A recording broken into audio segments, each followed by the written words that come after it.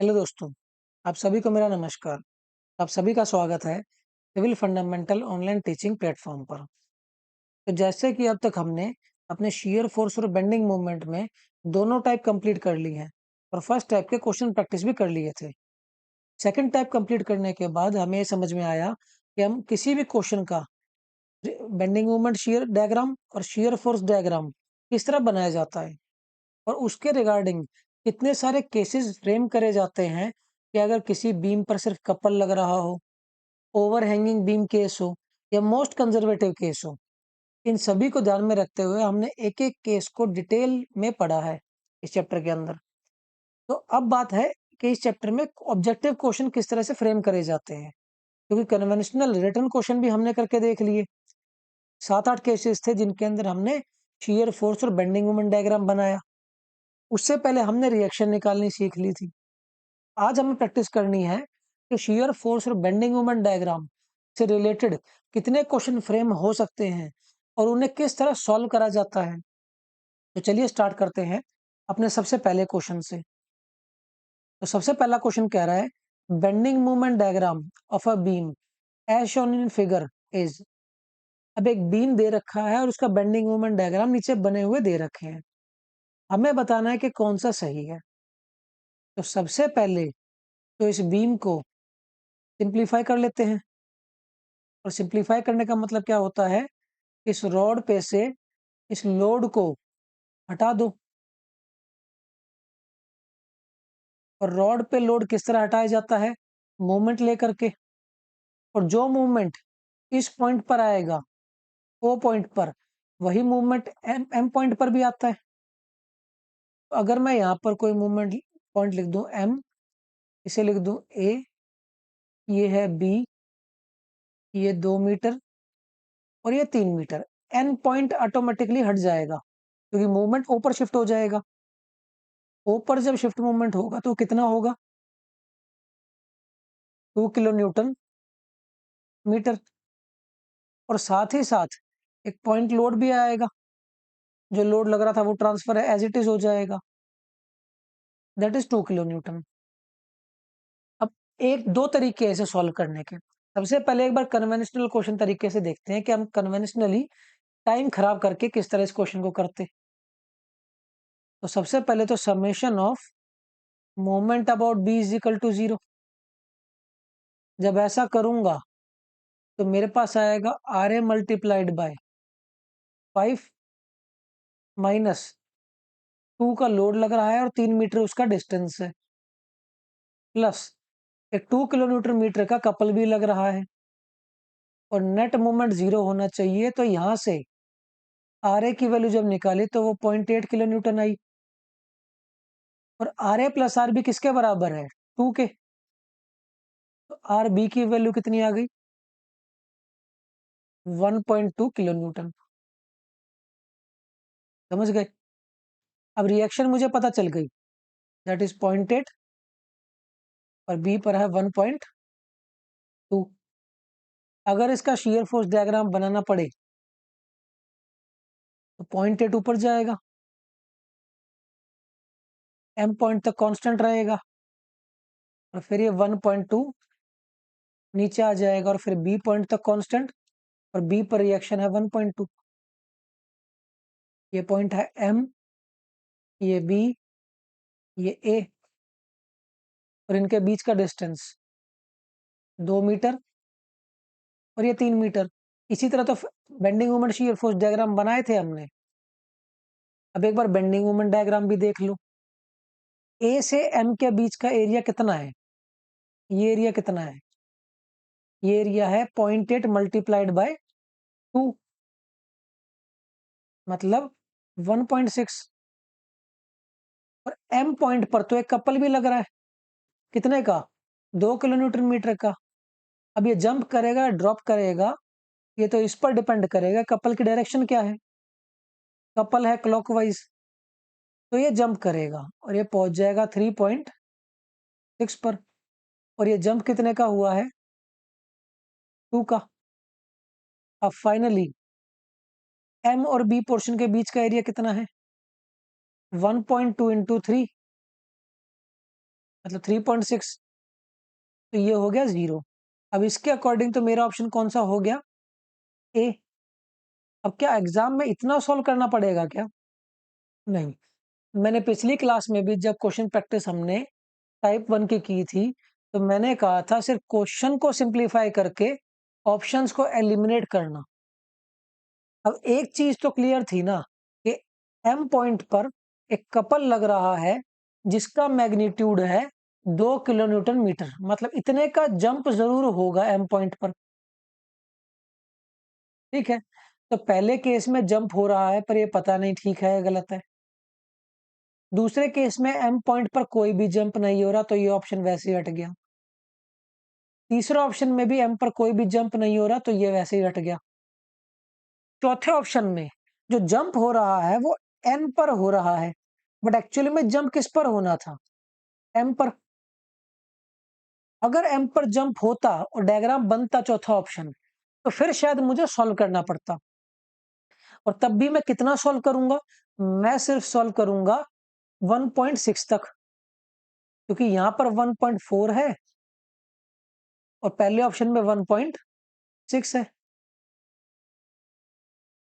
समझे इस पार्ट को? तो यहां से मुझे एक चीज तो पता चल गई कि इस क्वेश्चन को इस अप्रोच से सॉल्व नहीं करना था, एलिमिनेशन प्रोसेस से सॉल्व करना था, और वही हमारा आंसर हो जाता। समझ गए? 10 सेकंड में आंसर निकलना था, पर हम एग्जाम में इसके लिए 3 मिनट खराब करेंगे। और फिर कोई गलती हो गई तो 5 मिनट, 6 मिनट, कितना भी टाइम खराब कर सकते हैं इस क्वेश्चन के ऊपर। ठीक है, तो क्वेश्चन को प्रैक्टिस इस तरीके से करना है। जब प्रैक्टिस सेशन में आप होते हो तो प्रैक्टिस इस तरह करो कि कम से कम टाइम में उस क्वेश्चन को कैसे रिजॉल्व करा जा सकता है या उसका ऑप्शन किस तरह मार्क करा जा सकता है। क्लियर है? चलिए अगला क्वेश्चन देखते हैं। अगला क्वेश्चन कह रहा है a simply supported beam is loaded as shown in figure, the bending moment at D, D point पर बेंडिंग मोमेंट मुझे चाहिए। अब दो कंडीशन है। पहला, मैं इसकी रिएक्शन कैलकुलेट करूं, shear force bending moment diagram बनाऊं, पर मुझे नहीं लगता कि मुझे उसकी जरूरत है, क्योंकि यहाँ पे डायग्राम तो पूछ नहीं रखा, यहाँ पे सिर्फ वैल्यू पूछ रखी है। ये तो क्यों ना वैल्यू डायरेक्ट कैलकुलेट करी जाए। तो डायरेक्ट कैसे? जैसे हम कैंटिलीवर बीम के अंदर करते थे, फोर्स इंटू परपेंडिकुलर डिस्टेंस। अब उसके लिए रिएक्शन चाहिए होगी। कुछ बच्चे रिएक्शन कैलकुलेट करेंगे। जो कपल जो है वो इक्वल एंड अपोजिट है, तो इनका तो रिएक्शन पर कोई फर्क पड़ेगा नहीं, क्योंकि एक पॉजिटिव हो जाएगा और एक नेगेटिव हो जाएगा। बात आई रिएक्शंस की, और लोडिंग लग रही है सिमेट्रिकल। अगर सिमेट्रिकल लोडिंग है तो लोड इक्वली डिस्ट्रीब्यूट हो जाएगा।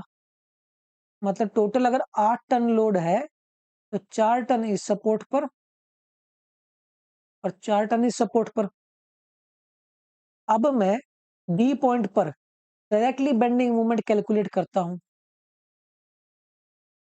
Bending moment at D A point से कैलकुलेट कर लेते हैं। तो सबसे पहले तो 4 टन की रिएक्शन थी और डी पॉइंट तक उसका डिस्टेंस कितना था?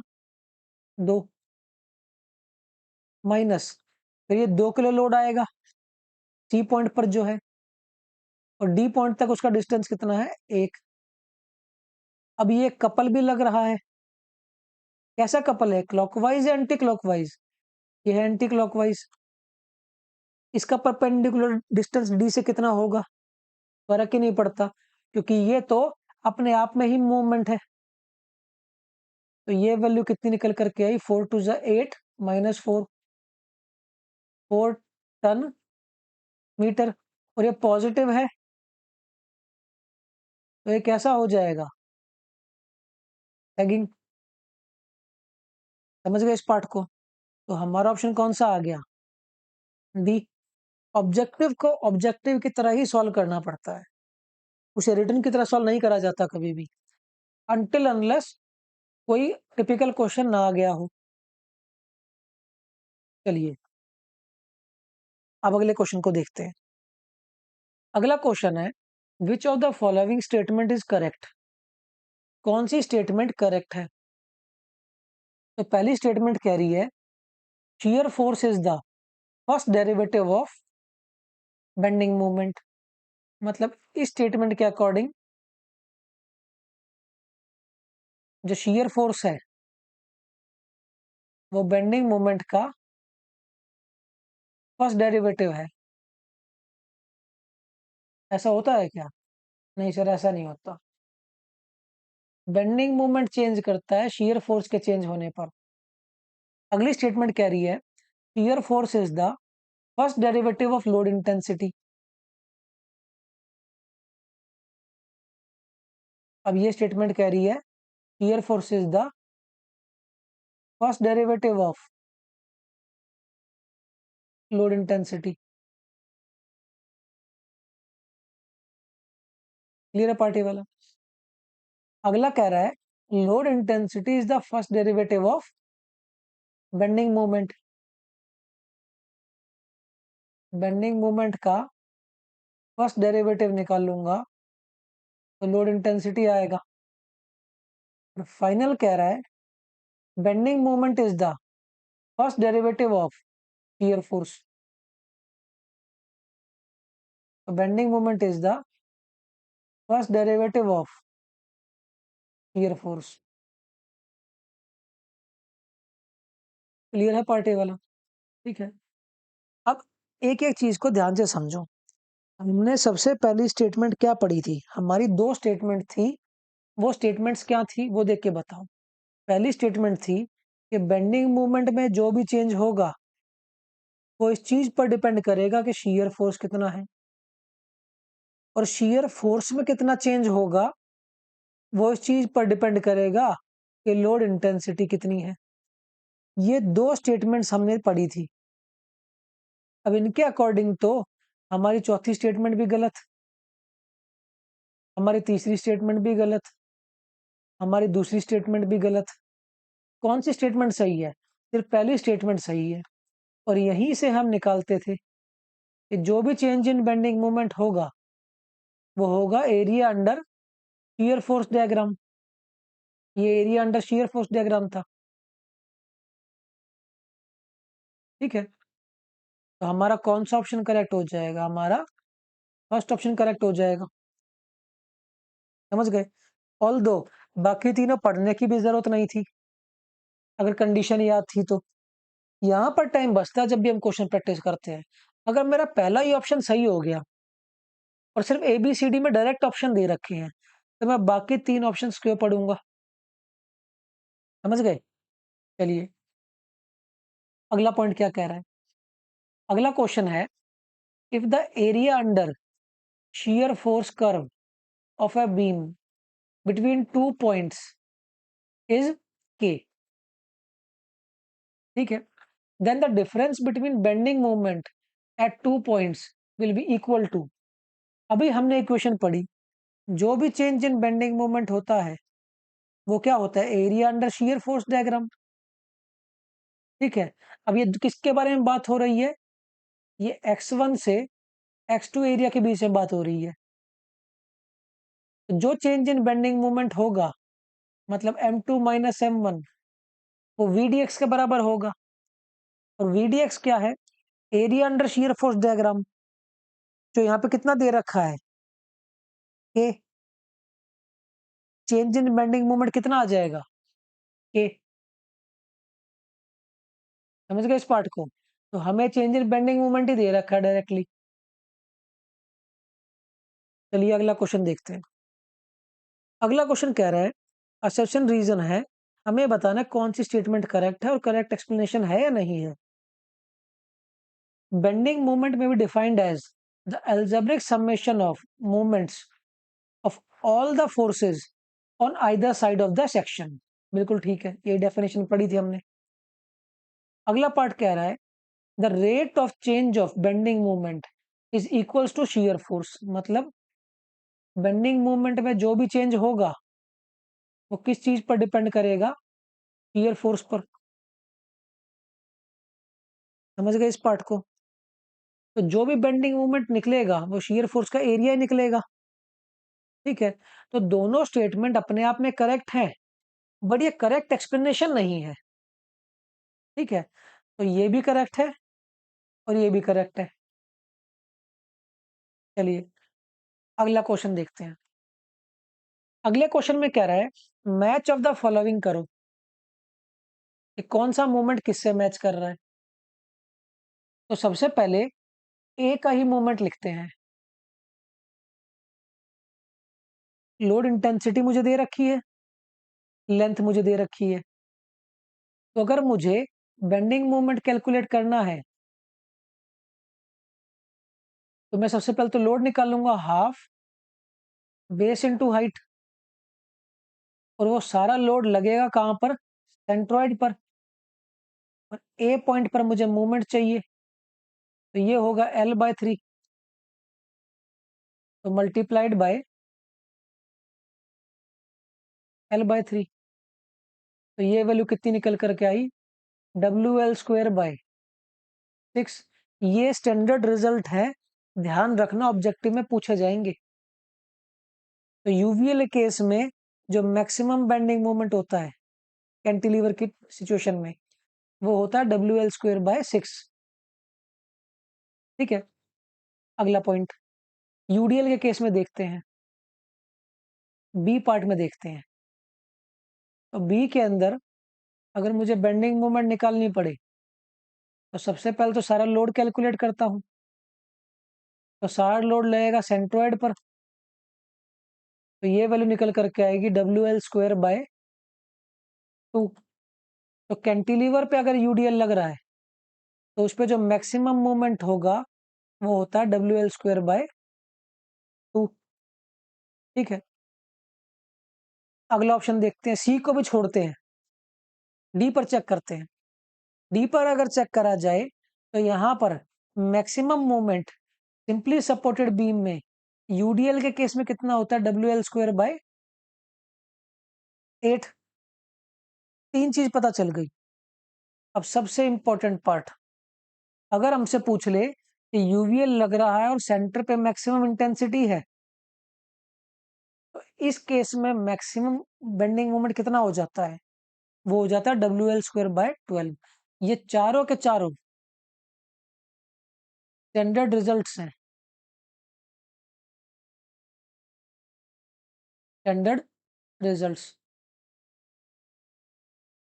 Must be remember. ये याद ही होने चाहिए अगर ऑब्जेक्टिव क्वेश्चन में अच्छे से आगे बढ़ना है बेंडिंग मोमेंट शियर फोर्स में। तो क्लियर है पार्ट ए वाला। तो मतलब ए का हो गया हमारा सेकंड, ए का सेकंड हो गया तो ए और बी ऑप्शन तो गए। बी का हो गया हमारा थर्ड, तो मतलब सी ऑप्शन बच गया। सी का फर्स्ट और डी का फोर्थ, तो हमारा कौन सा मोस्ट अप्रोप्रिएट ऑप्शन हो गया, दैट इज सी। और ये स्टैंडर्ड रिजल्ट हैं जो कि याद रहने चाहिए। क्लियर है पार्टी वाला। चलिए अगले क्वेश्चन पर बढ़ते हैं। अब ये क्वेश्चन इंपॉर्टेंट है बहुत ज्यादा, ध्यान से समझना। ये हमने केस कर भी रखा है। ठीक है, हमने क्या बताया था वो ध्यान से समझो। हमने कहा था इसमें क्वेश्चन में क्या पूछ रखा है, मैक्सिमम पॉजिटिव और नेगेटिव बेंडिंग मोमेंट बराबर हो जाए, यही बात है। क्वेश्चन कौन सा है, सातवां। तो सेवंथ क्वेश्चन की बात करते हैं। ठीक है, ये था ओवरहैंगिंग बीम कुछ इस तरह का। यहां पर अब ध्यान से समझना, हम उसी केस के स्टैंडर्ड रिजल्ट्स को डिस्कस कर रहे हैं बस। इस पर लग रहा था यूडीएल,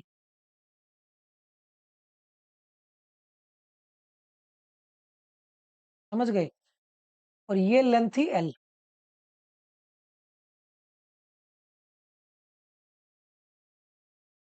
और ये ओवरहैंग पोर्शन की लेंथ थी ए।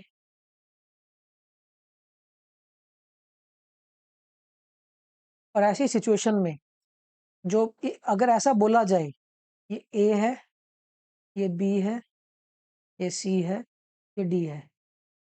और बोला जाए इस केस के अंदर और बेंडिंग मोमेंट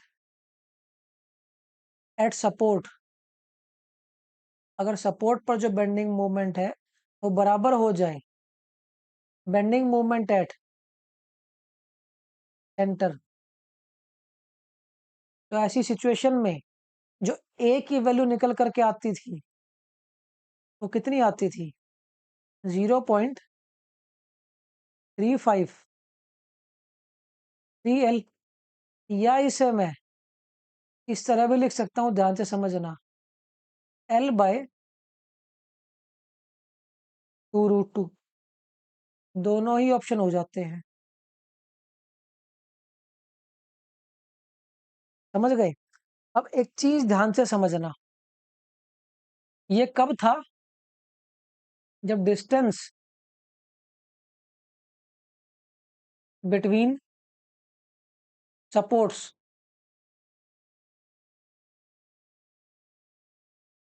इज L, जब सपोर्ट्स के बीच का डिस्टेंस L हो तब ये होता था।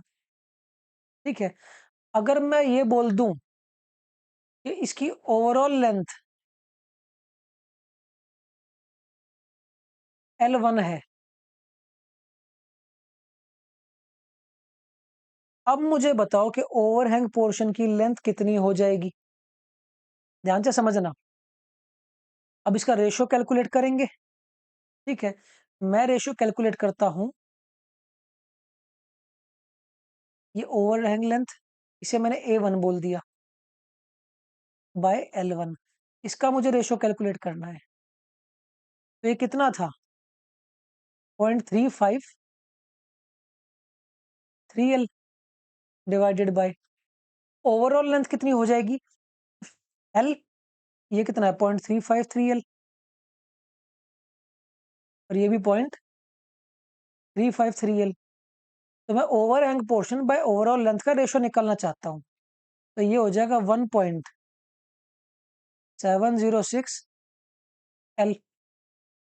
तो यहां से अब जो ये ओवरहैंग पोर्शन की लेंथ निकल करके आएगी वो आएगी 0.207L। ठीक है, और distance between supports, distance between supports, ये L1 लिख दूं मैं इसे। ठीक है, तो डिस्टेंस बिटवीन सपोर्ट्स अगर कैलकुलेट करेंगे तो ओवरऑल L1 में से ये ओवरहैंग पोर्शन की लेंथ माइनस कर देंगे। अगर इस सिचुएशन में देखा जाए तो ये ओवरहैंग पोर्शन की लेंथ हो जाती है 0.207L1, और ये वाली भी लेंथ 0.207L1। तो अगर ओवरऑल L में से 0.207 यहाँ से माइनस कर दिया और 0.207 यहाँ से, तो ये वैल्यू बच गई 0.586L। समझ गए इस पार्ट को? तो डिस्टेंस बिटवीन द सपोर्ट्स क्या हो गया? 0.586L1। दूसरी कंडीशन थी ये, और ये कंडीशन कब होगी? If distance, if overall length, distance between support नहीं, if overall length of the beam is, पूरी लेंथ जो बीम की है इज L1। तो ये दो सिमिलर केसेस हैं, बट कंडीशन थोड़ी सी बदल गई। समझ गए इस पार्ट को? तो ये दो पार्ट है जिस पर एग्जामिनर कई बार क्वेश्चन पूछ लेता है। या तो वो ओवरऑल लेंथ दे देगा बीम की, या वो दे देगा डिस्टेंस बिटवीन द सपोर्ट्स, और मतलब दोनों का सेम ही है। समझ गए इस पार्ट को? चलिए अब अपने क्वेश्चन पर चलते हैं। क्वेश्चन में क्या कह रहा है? For a beam is shown in figure. ठीक है, दे रखा है, और यहाँ पर सपोर्ट्स के बीच की लेंथ एल दे रखी है। The maximum positive bending moment is equal to negative bending moment. तो इस सिचुएशन के अंदर इस क्वेश्चन में positive bending moment negative bending moment के बराबर ही थी। तो L1 की वैल्यू कितनी हो जाएगी, मतलब ओवरहैंग पोर्शन की वैल्यू कितनी हो जाएगी? या तो L/2√2 लिखूं या 0.35 3L लिख दूं, एक ही बात है। अब ये अगर डेराइव नहीं करा होता तो शायद इस क्वेश्चन को समझने में बहुत टाइम लगता और समझ भी नहीं आता। ठीक है, चलिए कंसीडर द फॉलोइंग स्टेटमेंट्स, अगला क्वेश्चन देखते हैं। Consider the following statements. A simply supported beam is subjected to a couple somewhere in the span। कहीं पर बीच में स्पैन पे एक कपल लग रहा है। ये केस हमने डिराइव करा था एक स्पेशल केस के अंदर, अगर ध्यान हो तो दोबारा यहां पर समझ लेते हैं। तो हम क्वेश्चन में करते हैं कि कहीं पर, ये कौन सा क्वेश्चन है? हमारा क्वेश्चन है 8वां, 8th क्वेश्चन की बात करते हैं अब। एग्जामिनर कह रहा है एक सिंपली सपोर्टेड बीम है और कहीं पर भी जहां पर मन करे वहां पर एक कपल लग रहा है। तो मैंने m लगा दिया और डिस्टेंस मैंने सिंप्लीफिकेशन के लिए L/2 और L/2 रखे। जब इसकी रिएक्शन कैलकुलेट करी तो मुझे पता चलेगा ये M/L आया और ये अपवर्ड M/L आया। इसका जब शेयर फोर्स डायग्राम बना, ये केस हम कर चुके हैं, इस टाइप का केस बना। ठीक है, अब इसका जब बेंडिंग मोमेंट डायग्राम बनाया तो ये तो नेगेटिव था, तो यहां से ये आया M/2, आधा एरिया लेंगे तो फिर जंप करेगा और फिर यूं ड्रॉप जाएगा। अब इसके बेसिस पे स्टेटमेंट क्या दे रखी है वो देखते हैं।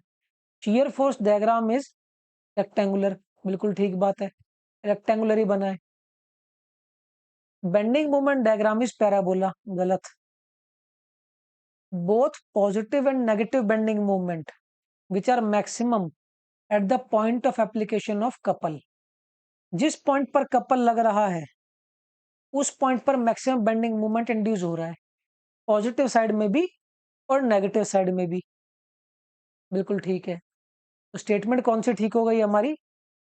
First and third. ठीक है, ऑल्दो ये केस हम कर चुके हैं और बेंडिंग मोमेंट निकालना भी इसका सीख चुके थे। ठीक है, चलिए अब क्या कह रहा है क्वेश्चन में, ध्यान से समझो। A beam of length 10 metre carries a UDL of 20 kilonewton per metre over its entire length. मतलब अब इस टाइप का बीम दे रखा है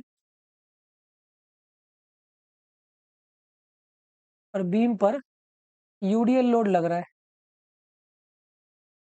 ठीक है sir, and rest on two simple supports, दो सिंपल सपोर्ट पे प्लेस कर रखा है। In order to the maximum bending moment produced in the beam is least possible. ये लीस्ट पॉसिबल का वही कंडीशन है कि सेंटर और सपोर्ट पर बेंडिंग मोमेंट जीरो। हमने पढ़ा भी था मोस्ट कंजर्वेटिव, ये सबसे ज्यादा सेफ मूवमेंट होती है ये। ठीक है, the supports must be placed from the ends at a distance. मतलब सपोर्ट्स कितनी दूरी पर प्लेस करूं, कि जो ए और बी है ये कितनी दूरी पर प्लेस करूं कि जो मोमेंट है वो लीस्ट हो जाए, जबकि ओवरऑल लेंथ कितनी दे रखी है? 10 मीटर। अब इस क्वेश्चन को वैसे सॉल्व करने लगे तो कम से कम आधा घंटा लगना है और जो वैल्यू कैलकुलेट करेगा वो भी बेवकूफी रहेगा। हमें क्या समझना है? हमें क्वेश्चन में समझना है कि उसने लीस्ट मूवमेंट बोल दिया, मतलब उसने सेंटर और सपोर्ट की मूवमेंट को बराबर कर दिया, या लीस्ट मूवमेंट की जगह वो मोस्ट कंजर्वेटिव डिजाइन भी बोल सकता है। तो अब वो कह रहा है कि इस ए की वैल्यू कितनी होगी मुझे वो बता दो। तो जब ओवरऑल लेंथ दे रखी हो तो उस सिचुएशन में ए की वैल्यू होती है वो 0.207L हो जाती है। तो यहां पर ओवरहैंग लेंथ जो हो जाएगी, overhang length equals to 0.207L या 0.207 मल्टीप्लाइड बाय 10, और फाइनली मैं इसे लिख सकता हूँ 2.07 मीटर। ठीक है, तो ये होगी 2.07 मीटर। और अगर सपोर्ट्स के बीच का डिस्टेंस पूछ लेता तो ये है 2.07 मीटर, ये भी है 2.07 मीटर, और बचा हुआ 5.86 मीटर। तो सपोर्ट्स के बीच का डिस्टेंस भी पूछ सकता था। समझ गए पार्ट को? चलिए अगले क्वेश्चन पर चलते हैं। अगला क्वेश्चन कह रहा है a beam A B C as shown in figure is horizontal. ठीक है, the distance between point of contraflexure from fixed end, fixed end से पॉइंट ऑफ कंट्राफ्लेक्सर का डिस्टेंस निकालना है। ठीक है, अब इसे यहीं पर सॉल्व करते हैं। मैं मान के चलता हूं बी एंड से किसी पर्टिकुलर एक्स डिस्टेंस पर बेंडिंग मोमेंट 0 हो रहा है, और ये डिस्टेंस कितना है, बीसी का डिस्टेंस 0.25। तो किसी एक पॉइंट पर मैं बेंडिंग मोमेंट को 0 कर देता हूं, ये पॉइंट ऑफ कंट्राफ्लेक्सर पर बेंडिंग मोमेंट 0 होता है। तो राइट साइड से कैलकुलेट करता हूं, मतलब 5 multiplied by x plus 0.25 clockwise, और रिएक्शन की वजह से एंटी क्लॉकवाइज होगा, minus 8x equals to 0।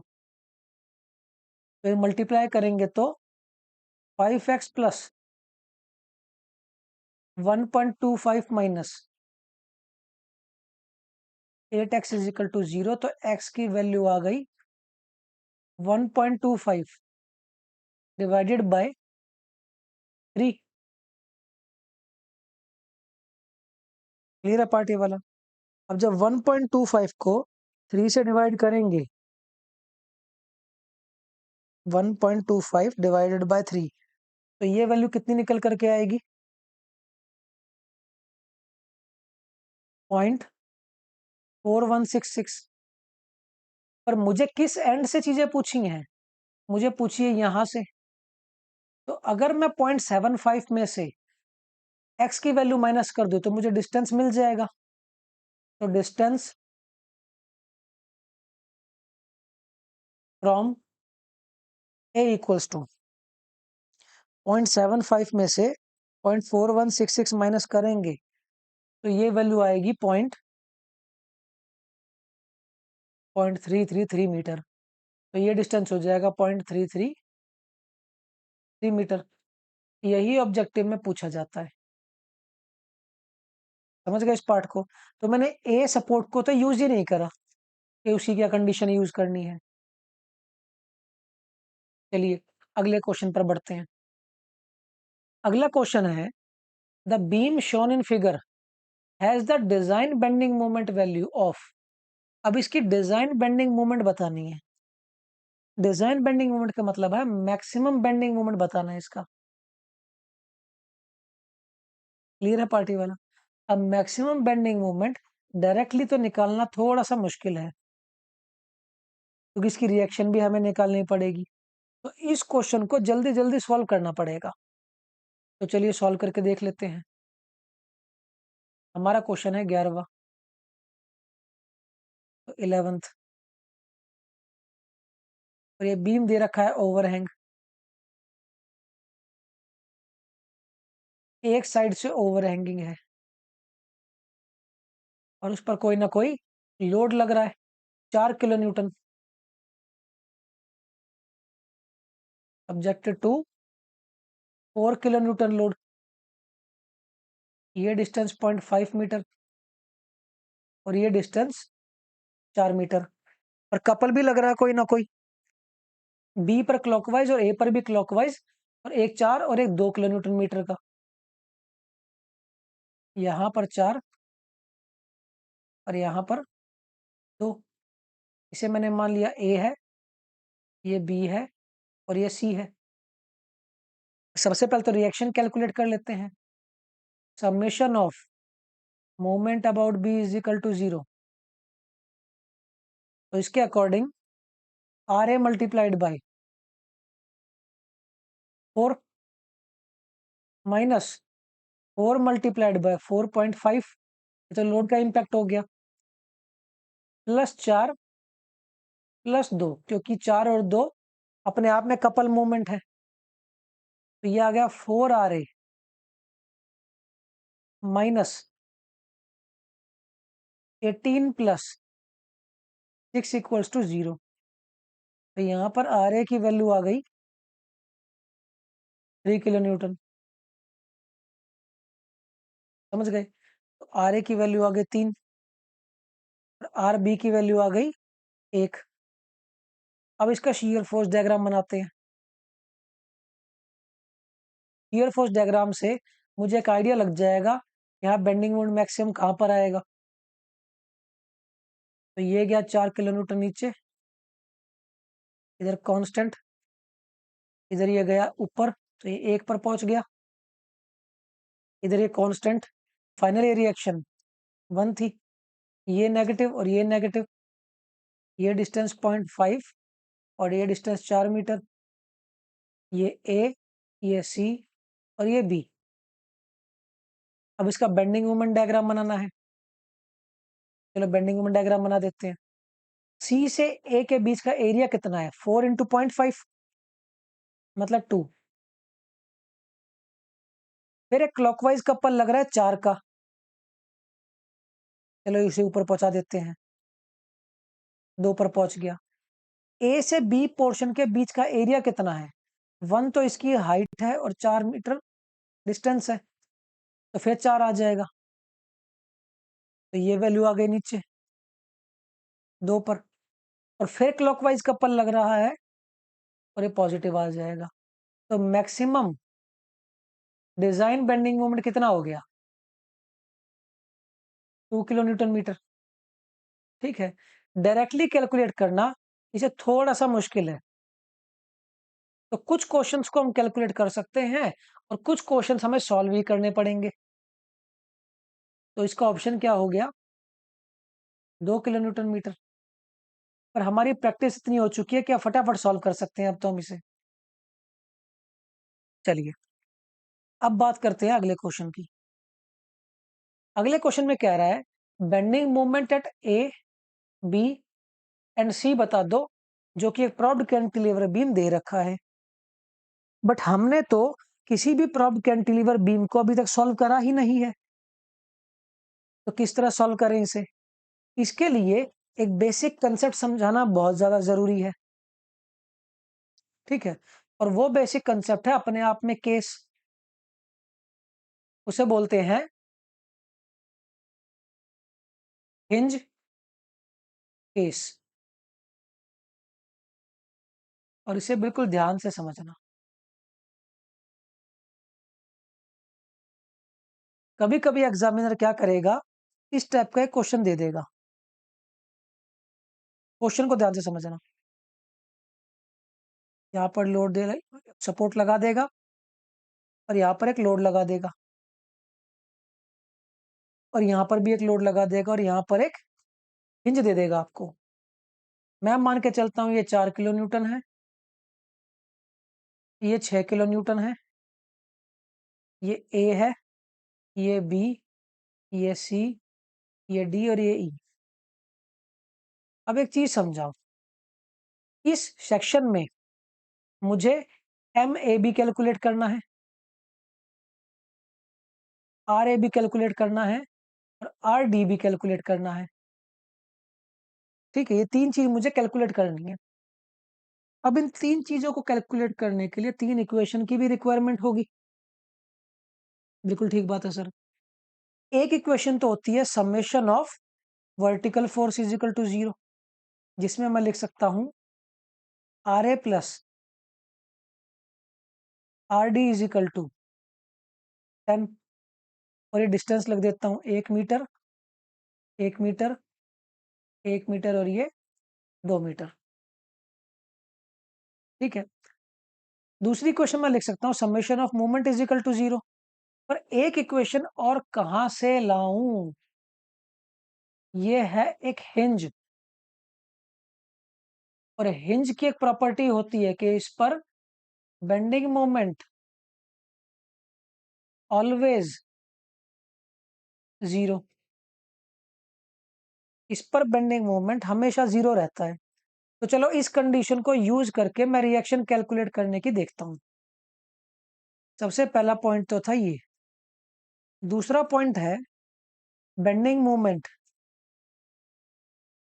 Eight B is equal to 0। B पर बेंडिंग मोमेंट 0 करता हूं किस साइड से? राइट साइड से करूंगा, क्योंकि लेफ्ट साइड से ना तो मुझे आर ए पता और ना मुझे एम ए पता, बट राइट साइड में तो सिर्फ एक आर डी ही कैलकुलेट करना है। समझ गए? तो मैं लिखता हूं सबसे पहले 3 लोड हो गए, 4 किलो न्यूटन, 6 किलो न्यूटन और एक आर डी। तो सबसे पहले 4 किलो न्यूटन की वजह से मूवमेंट कैलकुलेट करते हैं। बी पॉइंट पर डिस्टेंस कितना है 4 किलो न्यूटन का? 4 प्लस 6 × 1 है का एक ही डिस्टेंस है, minus R D multiplied by 2 equals to 0। तो यहां से आर डी की वैल्यू कितनी आ गई? 4 4 जा 16, 16 और 6 22, 22 डिवाइड बाई 2 11 किलो न्यूटन।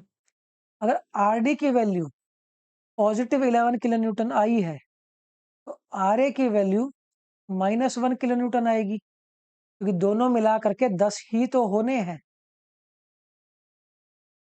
समझ में आ गया पार्टी वाला? अब मूवमेंट किसी भी पॉइंट पर कैलकुलेट कर लो जिस पे मन करे, रिएक्शन तो निकल ही गई। तीसरा पॉइंट, बेंडिंग मूवमेंट एट ए कैलकुलेट कर लो। तो इसे कैसे लिखेंगे? आर डी की वैल्यू है 11 माइनस 3। ए पॉइंट पे मूवमेंट निकालना है तो डी पॉइंट से डिस्टेंस 3 मीटर है, प्लस 4 मल्टीप्लाइड बाय 2 और 1 3 और 1 4 और 1 5, 5 डिस्टेंस हो गया ए पॉइंट तक, plus 6 multiplied by 2 metre distance, equals to कितनी वैल्यू आई है? -33 +20 +12। तो ये आ गया -1 किलो न्यूटन मीटर। मतलब एंटी क्लॉकवाइज कुछ रहा होगा, तो मूवमेंट भी कैलकुलेट कर सकते हैं। समझ गए? तो हिंज का कंडीशन समझ में आई? हिंज की कंडीशन है कि हिंज पर बेंडिंग मोमेंट हमेशा 0 होता है, और हमें उस साइड से 0 करना है जिस साइड से हमें कम से कम चीजें निकालनी पड़ी। तो ये एक इंपॉर्टेंट केस है जो कि ध्यान रखना है ऑब्जेक्टिव पर्पज के लिए। समझ गए? चलिए अब अपने क्वेश्चन पर आते हैं। हमारे क्वेश्चन में कह रहा है कि ए, बी और सी पर बेंडिंग मोमेंट बता दो। तो सबसे पहले तो मुझे रिएक्शन कैलकुलेट करनी पड़ेगी। ठीक है, और ये बात तो मुझे पता है कि R A plus R C is equal to 8 kilo newton है, और bending moment at hinge is equal to कितना होगा? 0। तो यहां पर अगर मैं कैलकुलेट करूं, अगर मैं इसे डी मानता हूं और ये डी है, तो मैं कहता हूं आर डी मल्टीप्लाइड बाय कितना डिस्टेंस हो गया हिंज पॉइंट तक? 7.5 माइनस पहले 4 किलो न्यूटन का लोड का डिस्टेंस 5, फिर दूसरे 4 किलो न्यूटन का परपेंडिकुलर डिस्टेंस 2.5 इक्वल्स टू 0। तो आर डी की वैल्यू यहां पर कितनी निकल करके आ गई? यहां पर थोड़ी सी कैलकुलेशन यूज करी जाएगी। 20 प्लस 10 30 डिवाइड बाय 7.5। तो आर डी की वैल्यू आ गई 4 किलो न्यूटन। पॉजिटिव की आई है, और तो ये 4 पॉजिटिव आई है। अब मैं मूवमेंट कैलकुलेट करता हूँ। बेंडिंग मूवमेंट एट ए। तो ए पर अगर बेंडिंग मूवमेंट कैलकुलेट करना है तो फोर्स इंटू परपेंडिकुलर डिस्टेंस करना पड़ेगा। फोर्स कितना है? 4 किलो न्यूटन। तो 4 मल्टीप्लाइड बाय 2.5, तो ये कितना आ गया? 10 किलो न्यूटन मीटर। अगर बेंडिंग मूवमेंट एट सी निकालना पड़े या बी निकालना पड़े, तो वो कैसे करेंगे? पहले तो रिएक्शंस का मोमेंट लेंगे, R A multiplied by perpendicular distance B तक, माइनस 4 मल्टीप्लाइड बाय 2.5, तो ये वैल्यू आ गई 10 किलो न्यूटन मीटर। और finally bending moment at C निकालना है, तो reaction multiplied by perpendicular distance minus 4 multiplied by 7.5 minus 4 multiplied by 5। ये वैल्यू कितनी निकल करके आ गई वो देखते हैं। तो 40 minus 4 multiplied by 7.5 minus 4 multiplied by 5, तो ये आ गया -10। तो हमारा मोर अप्रोप्रिएटली ऑप्शन कौन सा हो गया? बी। समझ गए? ऑल्दो ये इंडिटरमिनेट स्ट्रक्चर बन सकता था अगर ये हिंज ना होता तो, बट ये हिंज की कंडीशन की वजह से ही मैं कैलकुलेट कर पाया चीजें। तो समझ में आया कि अगर किसी भी बीम में हिंज लग रहा हो तो उसे किस तरह एनालाइज करा जाता है। चलिए आगे देखते हैं। अगले क्वेश्चन में कह रहा है shear force diagram of a beam as shown in figure. ये भैया शियर फोर्स डायग्राम बना रखा था। अब क्या कह रहा है इसके रिगार्डिंग? एग्जामिनर कह रहा है the absolute maximum bending moment. तो मैक्सिमम बेंडिंग मोमेंट बताना है। तो 1 से 2 के बीच का एरिया कितना है? 5 इंटू ए। ये रेक्टेंगल है तो ट्रायंगल बनेगा, तो ये आ गया 5 पी ए। इसे मैं बोलता हूँ 3 पॉइंट, ये है 3। 2 से 3 के बीच का एरिया कितना हो गया? 7 पी ए। तो ये कुछ ना कुछ पॉजिटिव में पहुंच जाएगा। कितना? 2 इंटू पी ए, क्योंकि -5 पी ए में जब 7 पी ए जोड़ेंगे तो +2 में पहुंच जाएगा। इसे मैं नाम दे देता हूँ चौथा।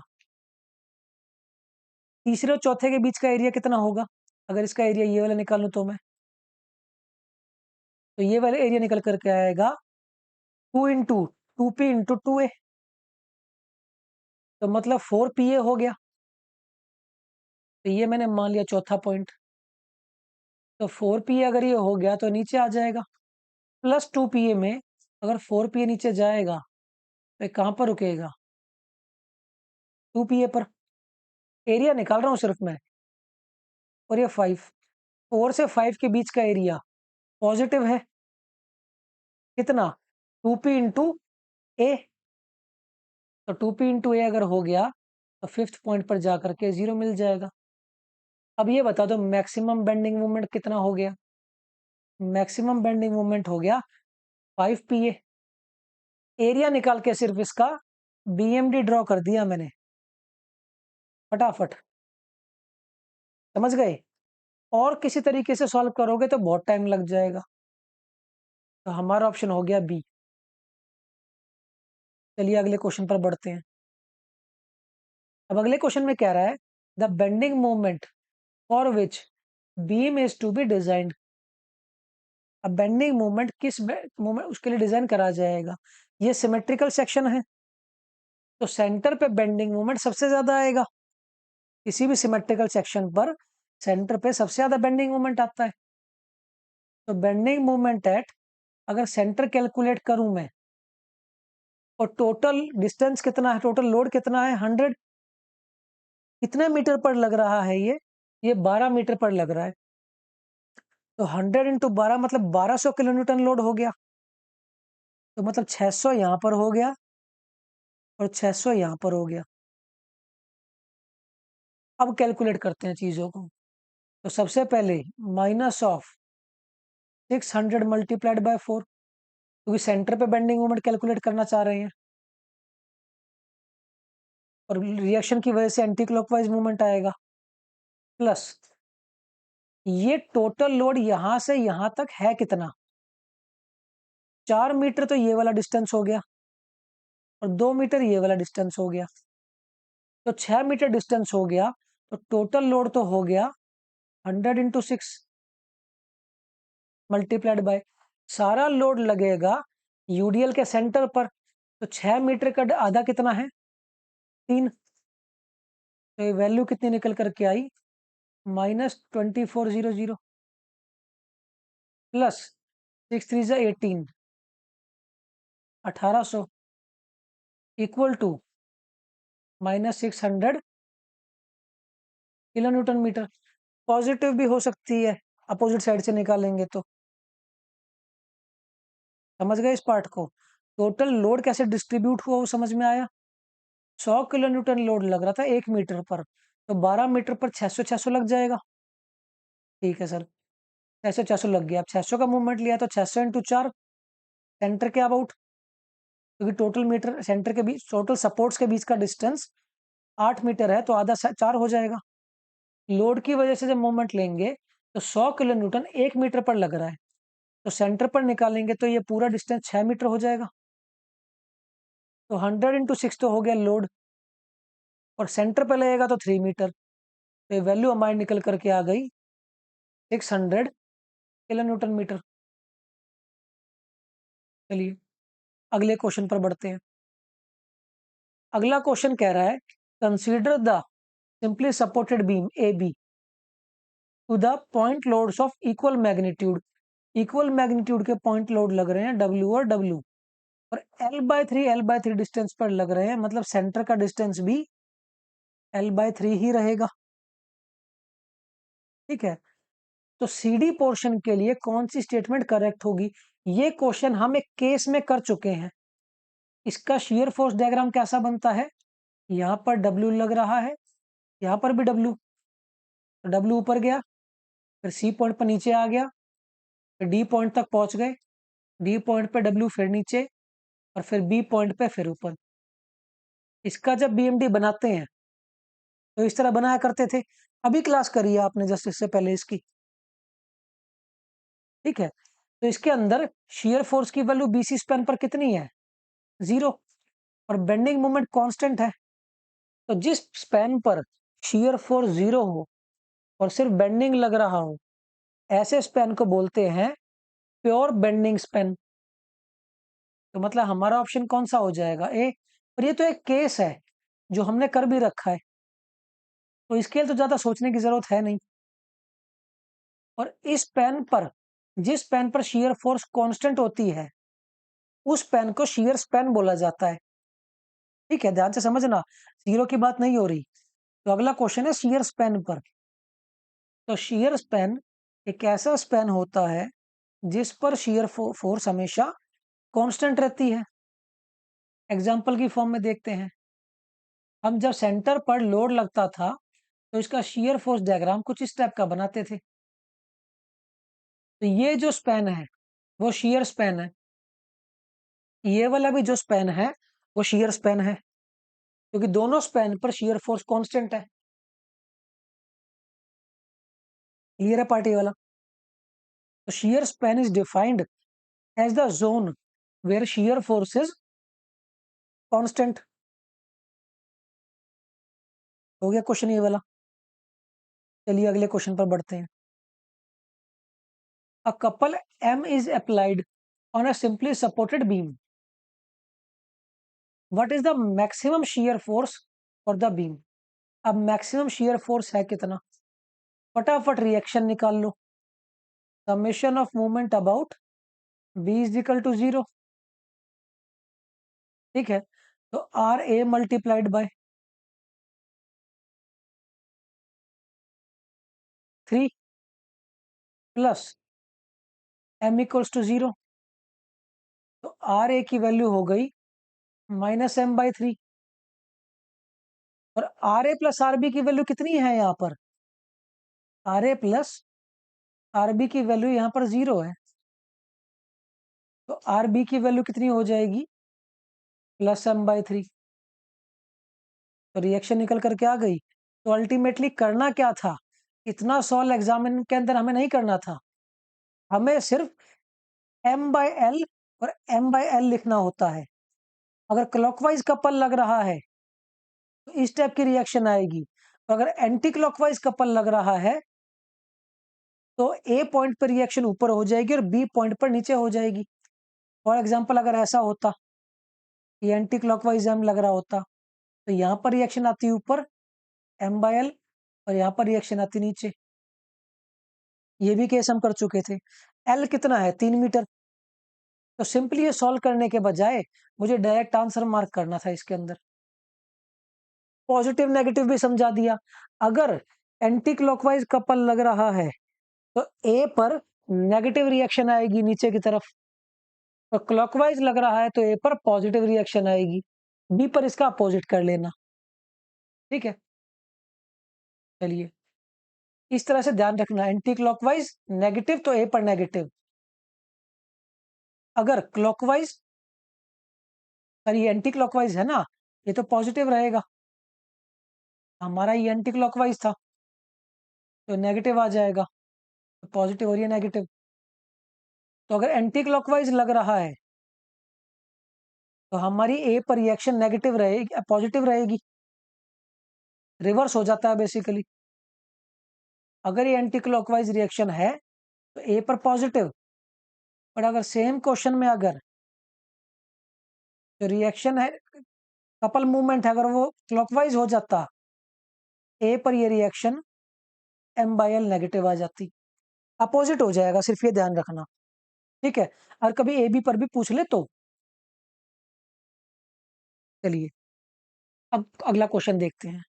ये क्वेश्चन हमने पिछली क्लास में छुड़वा दिया था क्योंकि हमें bending moment shear force diagram बनाना नहीं आता था। तो क्वेश्चन को पढ़ते हैं। Cantilever beam A B is loaded as shown in given figure below. ठीक है, what is the shape of bending moment diagram for portion AC? AC portion का बेंडिंग मोमेंट डायग्राम कैसा बनेगा? ध्यान से समझो, इसका बेंडिंग मोमेंट डायग्राम हम बनाते थे और कैंटिलीवर का तो डायरेक्टली ही बना लेते थे। ए से बी पर यूडीएल लग रहा है तो पैराबोला आ जाएगा, सी से ए पर कोई भी लोड नहीं लग रहा तो ये ट्रायंगुलर बन जाएगा। इस टाइप का बेंडिंग मोमेंट डायग्राम बनेगा। तो linearly vary with maximum bending movement at C, गलत, पैराबोला भी गलत है। Linearly constant bending movement from C to A, constant तो नहीं है। ठीक है, linearly varying with maximum value at A, बिल्कुल ठीक बात है। एसी पोर्शन की बात करी है ना, तो एसी पोर्शन में लीनियरली वेरी करेगा और ए पर मैक्सिमम रहेगी इसकी वैल्यू। समझ गए? तो ऑप्शन हमारा हो गया बी। अगले क्वेश्चन को देखते हैं। ये तो स्टैंडर्ड रिजल्ट है। क्वेश्चन क्या कह रहा है? For a simply supported beam shown in the figure given below, at what distance from the support A shear force is 0? shear force is 0 बोल लो या bending moment is maximum बोल लो। ठीक है, तो यहां से जो ये डिस्टेंस है, अगर ये L/√3 है, या इसे हम लिखते हैं 0.577L, इतना है, तो यहां पर shear force 0 हो जाएगा या बेंडिंग मोमेंट मैक्सिमम हो जाएगा। और वो मैक्सिमम वैल्यू होती कितनी है? WL² / 9√3। ठीक है, कभी कभी मैक्सिमम ऑर्डिनेट से भी क्वेश्चन पूछ लेगा, इस चीज को ध्यान रखना। तो ये हो जाता है 0.423L। अब तक उसने मैक्सिमम ऑर्डिनेट से क्वेश्चन नहीं पूछा है, उसने सिर्फ ये पूछा है जहां पे इंटेंसिटी 0 है वहां से कितनी दूरी पर शियर फोर्स 0 होगा, और हमने तो उसका बेंडिंग मोमेंट भी देख लिया। समझ गए? चलो अगले क्वेश्चन पर बढ़ते हैं। अगला क्वेश्चन क्या कह रहा है? A uniformly beam of span L carries a uniformly distributed load W per meter unit length as shown in figure. The support at a distance x from either side, ठीक है, overhanging है, वही case है। What is the condition of maximum bending moment in the beam to be as small as possible? मतलब कम से कम movement generate हो, और वो कब होता था?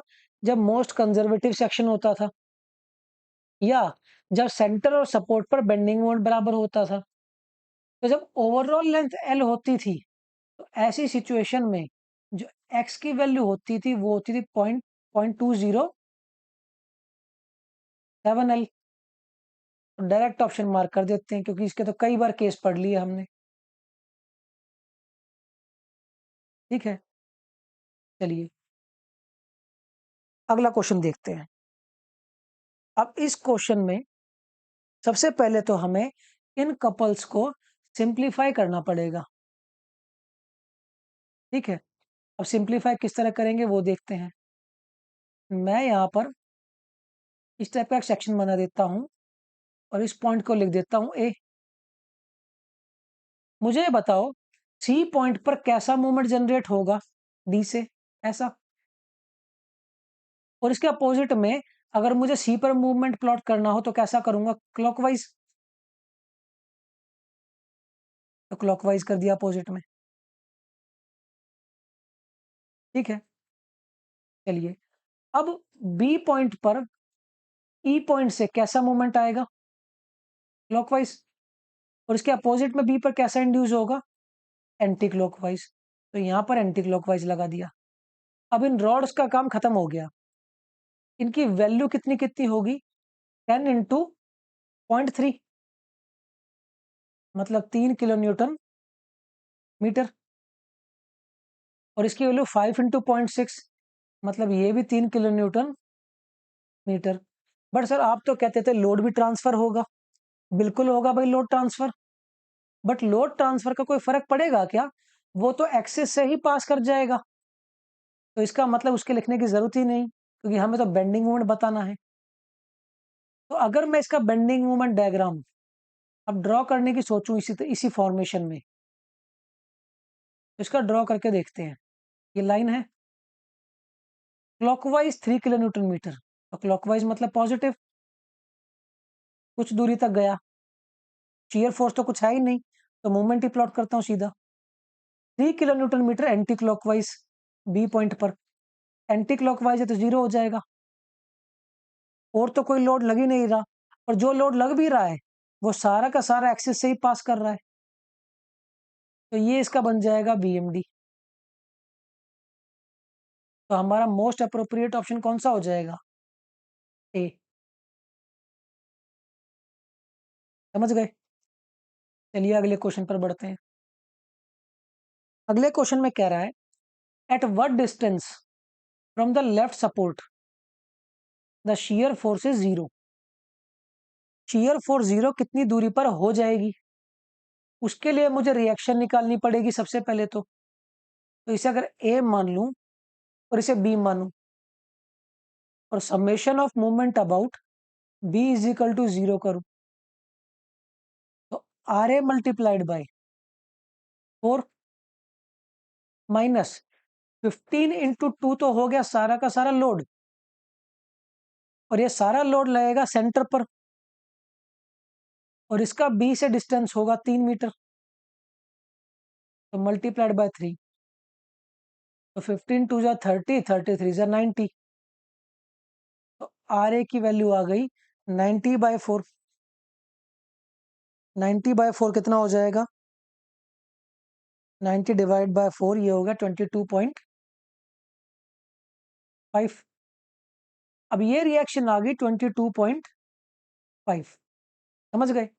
अब मैं मान के चलता हूं किसी x डिस्टेंस की दूरी पर जो शियर फोर्स है वो 0 हो रहा है। अगर किसी x डिस्टेंस की दूरी पर, मतलब at a distance x from a, shear force is 0। Shear force 0 होने का मतलब क्या है? जितना लोड ऊपर जा रहा होगा उतना ही लोड नीचे आ रहा होगा। तो ऊपर लोड कितना जा रहा है? 22.5, और नीचे लोड कितना आ रहा है? 15। 1 मीटर पर है, x मीटर पर कितना हो जाएगा? 15x। तो ये x की वैल्यू कितनी निकल करके आएगी? 1.5 मीटर। मतलब 1.5 मीटर दूर जाने पर शियर फोर्स 0 हो जाएगा, और वही एग्जामिनर ने हमसे पूछ रखा है। समझ गए इस पार्ट को? चलिए अगला क्वेश्चन देखते हैं। A simply supported beam A B as shown in figure, what is the shear force in kilo newton in portion A C? A C के अंदर कितना शियर फोर्स होगा?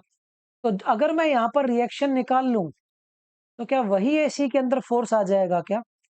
बिल्कुल सर, वही आ जाएगा। तो रिएक्शन निकालने के लिए क्या करूं? Summation of moment about B is equal to 0। तो R A multiplied by 8 minus 4 multiplied by 2, और एक कपल भी लग रहा है, कितने का? 8 का, इक्वल टू 0। तो यहां पर ये 8 से तो ये 8 कट गया, तो आर ए की वैल्यू कितनी आ गई? 0। अगर 0 आर ए की वैल्यू है तो क्या एसी पोर्शन में कोई भी फोर्स आएगा क्या? कोई भी फोर्स नहीं आने वाला, क्योंकि कोई लोड ही नहीं लग रहा और रिएक्शन भी 0 है। तो प्लॉट करोगे क्या?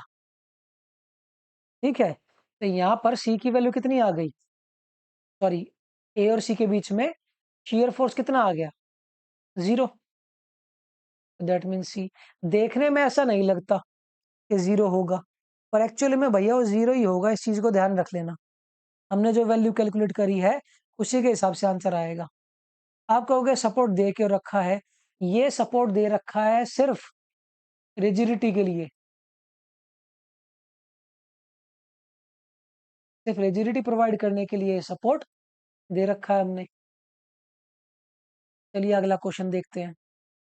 Which of the following load should be applied on simply supported beam so that shear force is constant throughout,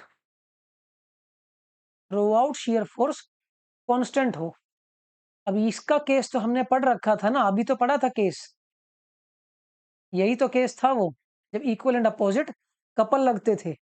अगर सॉरी, इक्वल एंड अपोजिट नहीं, अगर मैं मेंबर के किसी भी सेक्शन पे कपल लगा दूं तो उसकी वजह से जो शियर फोर्स डायग्राम होता है वो कैसा बनता है? कांस्टेंट। ठीक है, तो क्वेश्चन में एग्जामिनर क्या कह रहा है कि shear force through out constant कब होगी? जब यूडीएल लगेगा? बिल्कुल नहीं, तब तो ट्रायंगल हो जाएगा। ठीक है, जब 2 पॉइंट लोड लगेंगे? नहीं, इक्वल स्पेस तब भी नहीं होगा। जब सेंटर पे कंसंट्रेटेड लोड लगेगा और यूडीएल लगेगा? बिल्कुल नहीं होगा। जब कपल लगेगा किसी भी स्पैन पर, कहीं पर भी, तो ऐसी सिचुएशन में शियर फोर्स डायग्राम हमेशा कांस्टेंट रहता है। हमने केस ऊपर करके भी देख लिया। क्लियर है पार्टी वाला? अब ये क्वेश्चन ध्यान से समझो, इंपॉर्टेंट क्वेश्चन है और ऑब्जेक्टिव पर्पज से पूछा जा सकता है। क्वेश्चन है हमारा 25th, क्वेश्चन नंबर 25th। ठीक है, और क्वेश्चन क्या क्या रहा है? A beam of uniform flexure rigidity supports a set of loads as shown in figure. ठीक है, लोड दे रखे हैं, what is the value of W? इस W की वैल्यू निकालनी है। If the magnitude of bending moment at mid span, यहां पर D पॉइंट पर, and the support A point पर, ठीक है, A पॉइंट पर और D पॉइंट मतलब सेंटर और सपोर्ट पर बेंडिंग मोमेंट न्यूमेरिकली इक्वल हो। समझ गए इस पार्ट को? अब न्यूमेरिकली इक्वल होने का मतलब क्या है, चलो देखते हैं। सबसे पहले तो इसका डायग्राम बना लेते हैं। एक बीम है इस तरह का, यहाँ पर दो सपोर्ट लग रहे हैं, ये भी एक सपोर्ट है, यहाँ पर लोड लग रहा है एक, और एक लोड यहाँ पर लग रहा है, और एक लोड लगा दिया सेंटर पर जिसका मैग्नीट्यूड W था। डिस्टेंस सेंटर का 2 मीटर है, बाकी सबका, सेंटर का 4 मीटर है और बाकी जगह का 2-2 मीटर, मतलब ये 2 मीटर, ये भी 2 मीटर, टोटल 4 मीटर था सपोर्ट्स के बीच का डिस्टेंस, ये भी 2 मीटर। और लोड की वैल्यू कितनी है, 10-10 किलो न्यूटन, ये 10 किलो न्यूटन, और ये भी 10 किलो न्यूटन। अब वो कह रहा है सेंटर और सपोर्ट पर बेंडिंग मोमेंट बराबर है, तो सबसे पहले तो रिएक्शन निकाल लेते हैं। टोटल लोड हमारा लग रहा है W प्लस 20, ये तो है सारा का सारा लोड, और ये लगेगा कहां पर, आधा आधा डिस्ट्रीब्यूट होगा। दूसरी रिएक्शन मुझे निकालने की वैसे तो जरूरत है नहीं, पर हाफ डिस्ट्रीब्यूट कर देते हैं वहां पर भी। तो सेंटर और सपोर्ट पर बेंडिंग मोमेंट बराबर करते हैं, ठीक है। इसे मैं मानता हूं A, इसे मैं मानता हूं B, C, D और E। तो bending moment at A equals to bending moment at C। A और C पर बेंडिंग मोमेंट कैलकुलेट करते हैं, ठीक है। तो A पर बेंडिंग मोमेंट कितनी होगी, 10 × 2 20 इक्वल्स टू, C पर जब बेंडिंग मोमेंट कैलकुलेट करेंगे तो वो बेंडिंग मोमेंट कितनी निकल करके आएगी, 10 × 4, ये तो नेगेटिव का होगा ना, 10 × 4, C पर बेंडिंग मोमेंट निकाल रहे हैं, तो -10 × 4 plus W plus 20 divided by 2 multiplied by 2, तो 2 से 2 कैंसल आउट हो गया। क्लियर है पार्टी वाला? अब यहाँ पर जब वैल्यू निकालेंगे तो वैल्यू कितनी निकल करके आएगी वो ध्यान से समझना है, वही इंपॉर्टेंट पार्ट है। क्लियर पार्ट या ध्यान समझना, ठीक है। न्यूमेरिकली वैल्यू इक्वल करनी है। अब न्यूमेरिकली अगर इक्वल करनी है तो मैं इसमें क्या चेंजेस कर सकता हूं, ये तो है 20, ठीक है, ये है 10 + 4, और न्यूमेरिकली इक्वल चाहिए मुझे वैल्यू। तो न्यूमेरिकली इक्वल करने के लिए तो मुझे इन्हें पॉजिटिव रखना पड़ेगा। क्यों? क्योंकि इसका सबसे बढ़िया तरीका होता है, अगर कभी भी कुछ भी दिक्कत आए तो एक काम करो, इसका बेंडिंग मोमेंट डायग्राम बना लो। तो हमें इसमें थोड़ी सी कंफ्यूजन हो रही थी, तो एक काम करते हैं डायग्राम बना लेते हैं। ये नीचे 10 गया, ये फोर्स डायग्राम की बात करेंगे तो ये ऊपर W/2 जाएगा, इधर तक कांस्टेंट, ये फिर W/2, इधर तक कांस्टेंट, ये फिर 10, और ये फाइनली 10। तो मुझे बेंडिंग मोमेंट बराबर करनी है, तो इसका बेंडिंग मोमेंट डायग्राम बना के देखते हैं। तो जब बेंडिंग मोमेंट डायग्राम बनाएंगे तो ये बताओ यहाँ पर इसकी वैल्यू कितनी हो जाएगी, 10 × 2 मतलब 20, ठीक है। अब ए से सी पोर्शन के बीच का एरिया कितना है? अगर ये 2 मीटर है तो ये पॉजिटिव एरिया है, नेगेटिव एरिया है? क्लियर है पार्ट ए वाला? तो ये एरिया कितना हो जाएगा जब निकालेंगे तो हम? तो ये ऊपर कुछ ना कुछ पहुंच जाएगी वैल्यू, और वो वैल्यू कितनी पहुंचेगी? 20 माइनस का 20 प्लस W/2 इंटू 2, और बाद में डायग्राम आगे इस तरह प्रोसीड हो जाएगा। ठीक है, अब मुझे सेंटर और सपोर्ट पर बेंडिंग मोमेंट बराबर चाहिए, तो 20 इक्वल्स टू, सपोर्ट पर तो ये मोमेंट था, -20 प्लस W/2 इंटू 2, 2 से 2 कैंसिल आउट, तो यहाँ से W की वैल्यू कितनी आ गई? 40 किलो न्यूटन। तो समझ में आया? कभी कभी हम सॉल्व करने लगेंगे और आंसर गलत आ जाएगा, तो सबसे बेस्ट अप्रोच कौन सी रहती है? या तो डायरेक्ट आंसर मिल रहा है तो मार्क कर दो, वरना बेंडिंग मोमेंट डायग्राम बना के ऑर्डिनेट्स को बराबर कर दो। यही तो कह रहा था एग्जामिनर। ठीक है, एरिया इसका कितना होगा? W/2 इंटू 2, वही हमने लिखा है। तो इसका मोस्ट अप्रोप्रिएट आंसर क्या निकल करके आया हमारे पास? 40 किलो न्यूटन। तो सेंटर पर जब 40 किलो न्यूटन लोड अप्लाई करेंगे, तो ऐसी सिचुएशन में सेंटर और सपोर्ट पर बेंडिंग मूवमेंट बराबर हो जाएगा। समझ गए इस पार्ट को? चलिए अब बात करते हैं बेंडिंग मूवमेंट एट सी निकालना है। अब सी पर बेंडिंग मूवमेंट निकालने के लिए कपल तो मुझे दे रखे हैं, और सेंटर पे ही लोड लग रहा है। अगर सेंटर पे लोड लग रहा है तो इक्वल डिस्ट्रीब्यूट हो जाएगा। क्लियर है? तो अगर बेंडिंग मूवमेंट एट सी मैं कैलकुलेट करता हूं, तो R A into perpendicular distance 2 multiplied by 2, समझ गए इस पार्ट को? माइनस एक कपल भी लग रहा है यहाँ पर, और equals to 0।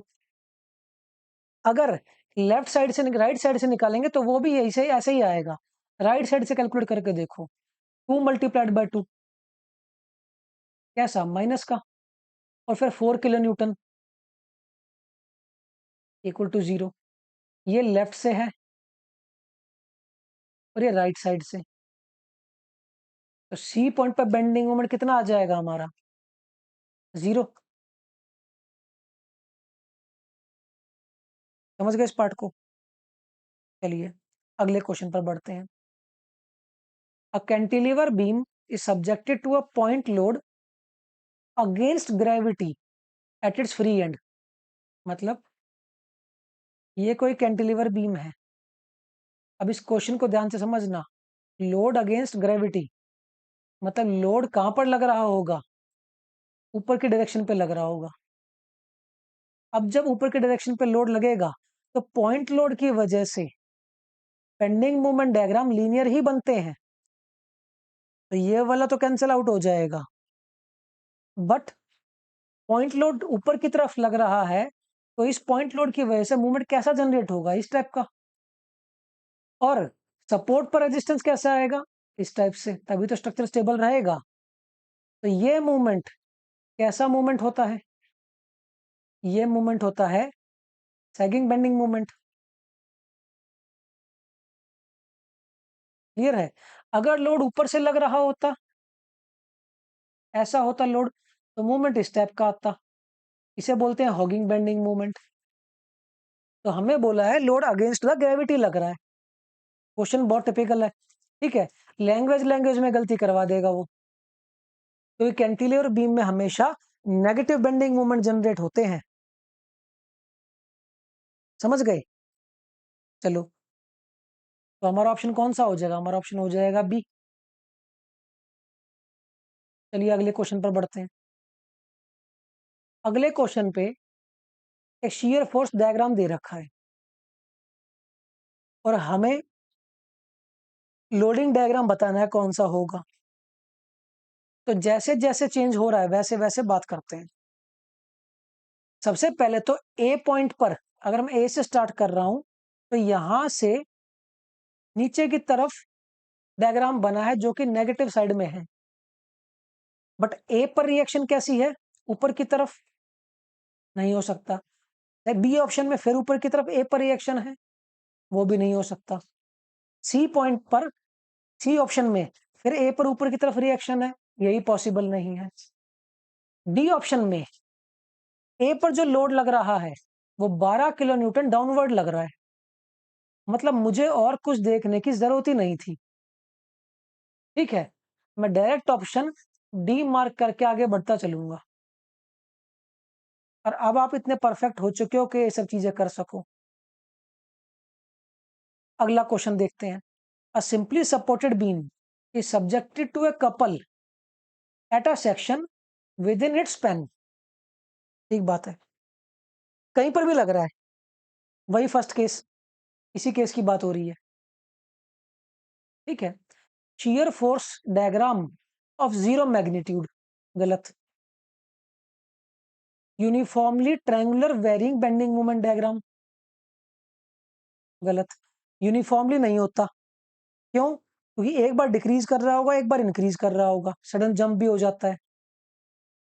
Sudden change in bending movement eight the point of application of couple, बिल्कुल ठीक बात है, जहां पे कपल लग रहा था वहां पे सडन चेंज हो जाता है। Equal and opposite reactions at supports, ये भी देख लिया था, एम बाई एल डाउनवर्ड और एम बाई एल अपवर्ड, ये तो अभी थोड़ी देर पहले ही बताया था। मूवमेंट अगर जितना भी लग रहा है, अगर क्लॉकवाइज मूवमेंट लग रहा है तो ए सपोर्ट पर डाउनवर्ड आ जाएगी और बी पर अपवर्ड, और अगर एंटी क्लॉकवाइज कपल लग रहा है तो इसका रिवर्स हो जाएगा। तो फर्स्ट और सेकंड ऑप्शन गलत हो गए और थर्ड और फोर्थ ऑप्शन हमारे ठीक हो गए। समझ गए इस पार्ट को? चलिए अगले क्वेश्चन को देखते हैं।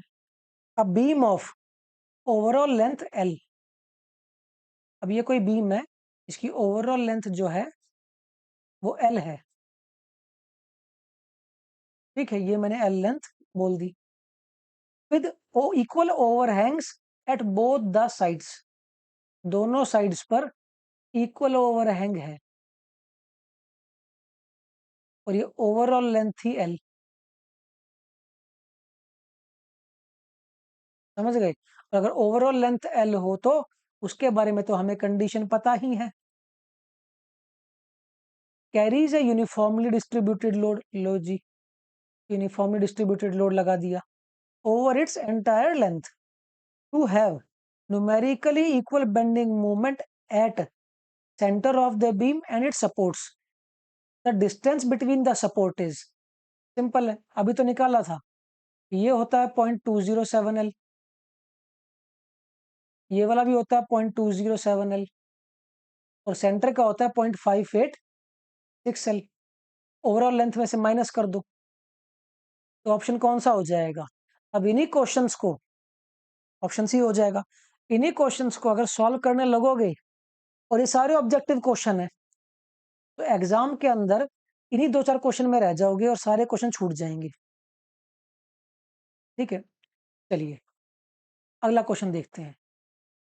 In the analysis of beam subjected to loads, the point of zero bending moment can be की बात कर रखी है, मस्ट भी नहीं, जहां पे शियर फोर्स मैक्सिमम हो वहां पर बेंडिंग मोमेंट जीरो हो सकता है क्या किसी सूरत में? नहीं। ठीक है, पॉइंट ऑफ इन्फ्लेक्शन, सॉरी, जहां पर शियर फोर्स मैक्सिमम हो, जीरो की बात नहीं हो रही, बिल्कुल पॉसिबल है। हमने वो सारे क्वेश्चन करे थे, वहां पर हमने देखा था जहां पे बेंडिंग मूवमेंट साइन चेंज करे या जीरो हो, उसे कॉन्ट्राफ्लेक्सर भी बोला जा सकता है और इन्फ्लेक्शन भी बोला जा सकता है। क्लियर है इस पार्ट को? और जहां पर बेंड शियर फोर्स मैक्सिमम हो, फॉर एग्जांपल इसी का एग्जांपल लेके देखते हैं। सेंटर पे पॉइंट लोड लग रहा है, शियर फोर्स सबसे ज्यादा सपोर्ट्स पर होती है, और इसका बेंडिंग मोमेंट डायग्राम बनता है ऐसा। जहां पर शियर फोर्स मैक्सिमम है वहां पर बेंडिंग मोमेंट कितना है? जीरो। तो बिल्कुल पॉसिबल है। अगर ये कैन भी नहीं होता तो शायद ये ऑप्शन हमारे पास नहीं मार्क कर सकते थे हम इसके अंदर। बट ऐसी पॉसिबिलिटी है कि तीनों के तीनों कंडीशन के अंदर बेंडिंग मोमेंट 0 हो सकता है। चलिए अगले क्वेश्चन पर बढ़ते हैं। अगला क्वेश्चन कह रहा है the bending moment at A for a beam as shown in figure below. इस तरह का कोई अरेंजमेंट है जिस पर ये 3 किलो लोड लग रहा है। अब भैया ये लोड कैसा लग रहा है ना, मुझे उससे कोई फर्क नहीं पड़ता। मुझे सिर्फ फर्क पड़ता है कि ए पॉइंट से इसका परपेंडिकुलर डिस्टेंस है कितना, और ए पॉइंट से इसका परपेंडिकुलर डिस्टेंस है 4 मीटर। तो बेंडिंग मोमेंट एट ए अगर मुझे कैलकुलेट करना हो तो force into perpendicular distance, that means 12 kilo newton metre. इससे कोई फर्क नहीं पड़ता क्वेश्चन में कितनी टिपिकलिटी दे रखी है। अगर बेंडिंग मोमेंट निकालना है तो मुझे सिर्फ फोर्स और उसका कॉरस्पॉन्डिंग परपेंडिकुलर डिस्टेंस चाहिए होता है। समझ गए? चलो अगले क्वेश्चन पर बढ़ते हैं। नेक्स्ट है consider the following statements with regards to shear force diagram. अब ये कोई shear फोर्स डायग्राम है, फोर्सेस प्लॉट करी गई हैं, ठीक है। तो मुझे बताना है कहां पर क्या होगा, मतलब लोडिंग डायग्राम में कहां पर क्या होगा। सबसे इंपॉर्टेंट चीज, ए पॉइंट पर shear फोर्स ऊपर की तरफ गया हुआ है, मतलब यहां पर कोई ना कोई सपोर्ट है, ठीक है। सबसे पहले ऑप्शन देखते हैं। अब a beam A B C D is an overhang beam having support at A and D. जहां पर shear force diagram sudden jump कर जाए ना, ये समझ लेना वो सपोर्ट्स ही है। क्यों? क्योंकि सपोर्ट रिएक्शन हमेशा अपवर्ड डायरेक्शन में होती है। तो एक पॉइंट तो क्लियर है कि ए पर जंप हो रहा है, और दूसरा पॉइंट है डी पर जंप हो रहा है। इस पॉइंट से फर्स्ट पॉइंट से सेकंड पॉइंट पर पहुंच गई चीजें। तो बीम ओवरहैंग तो है, और ए और डी पर सपोर्ट्स प्रोवाइड करे गए हैं, बिल्कुल ठीक बात है। Beam carries a point load of 20 kilo newton at C. C पर 20 किलो न्यूटन का लोड है, बिल्कुल गलत। ये जो है डायग्राम, ये लीनियरली नीचे की तरफ आ रहा है, मतलब इसके बीच में कहीं ना कहीं यूडीएल होगा, पॉइंट लोड नहीं हो सकता। तो सेकंड स्टेटमेंट गलत हो गई। Beam carries a concentrated load at end B, बिल्कुल ठीक बात है। यहां से सडनली नीचे की तरफ आ रही हैं चीजें, तो यहां पर कोई ना कोई 10 किलो न्यूटन का लोड जरूर होगा, ठीक है। Beam is overhanging beam having support at C and D. C और डी पर सपोर्ट्स नहीं है भैया। सपोर्ट जहां पर होंगे वहां पर रिएक्शन की वजह से सडन जंप हो जाएगा। तो एक तो सपोर्ट है यहां पर, और एक सपोर्ट है डी पर, सी पर कोई सपोर्ट नहीं है, ठीक है। Beam carries a uniformly distributed load of 20 kilo newton over left hand portion AC only. A से सी के बीच में जो ये लोड लग रहा है, ये कितना है? ये 20 किलो न्यूटन है ओवरऑल स्पेन पर। ओवरऑल स्पेन पर 20 किलो न्यूटन लोड लग रहा है। The beam carries uniformly distributed load of 20 kilo newton over the left hand portion of AC.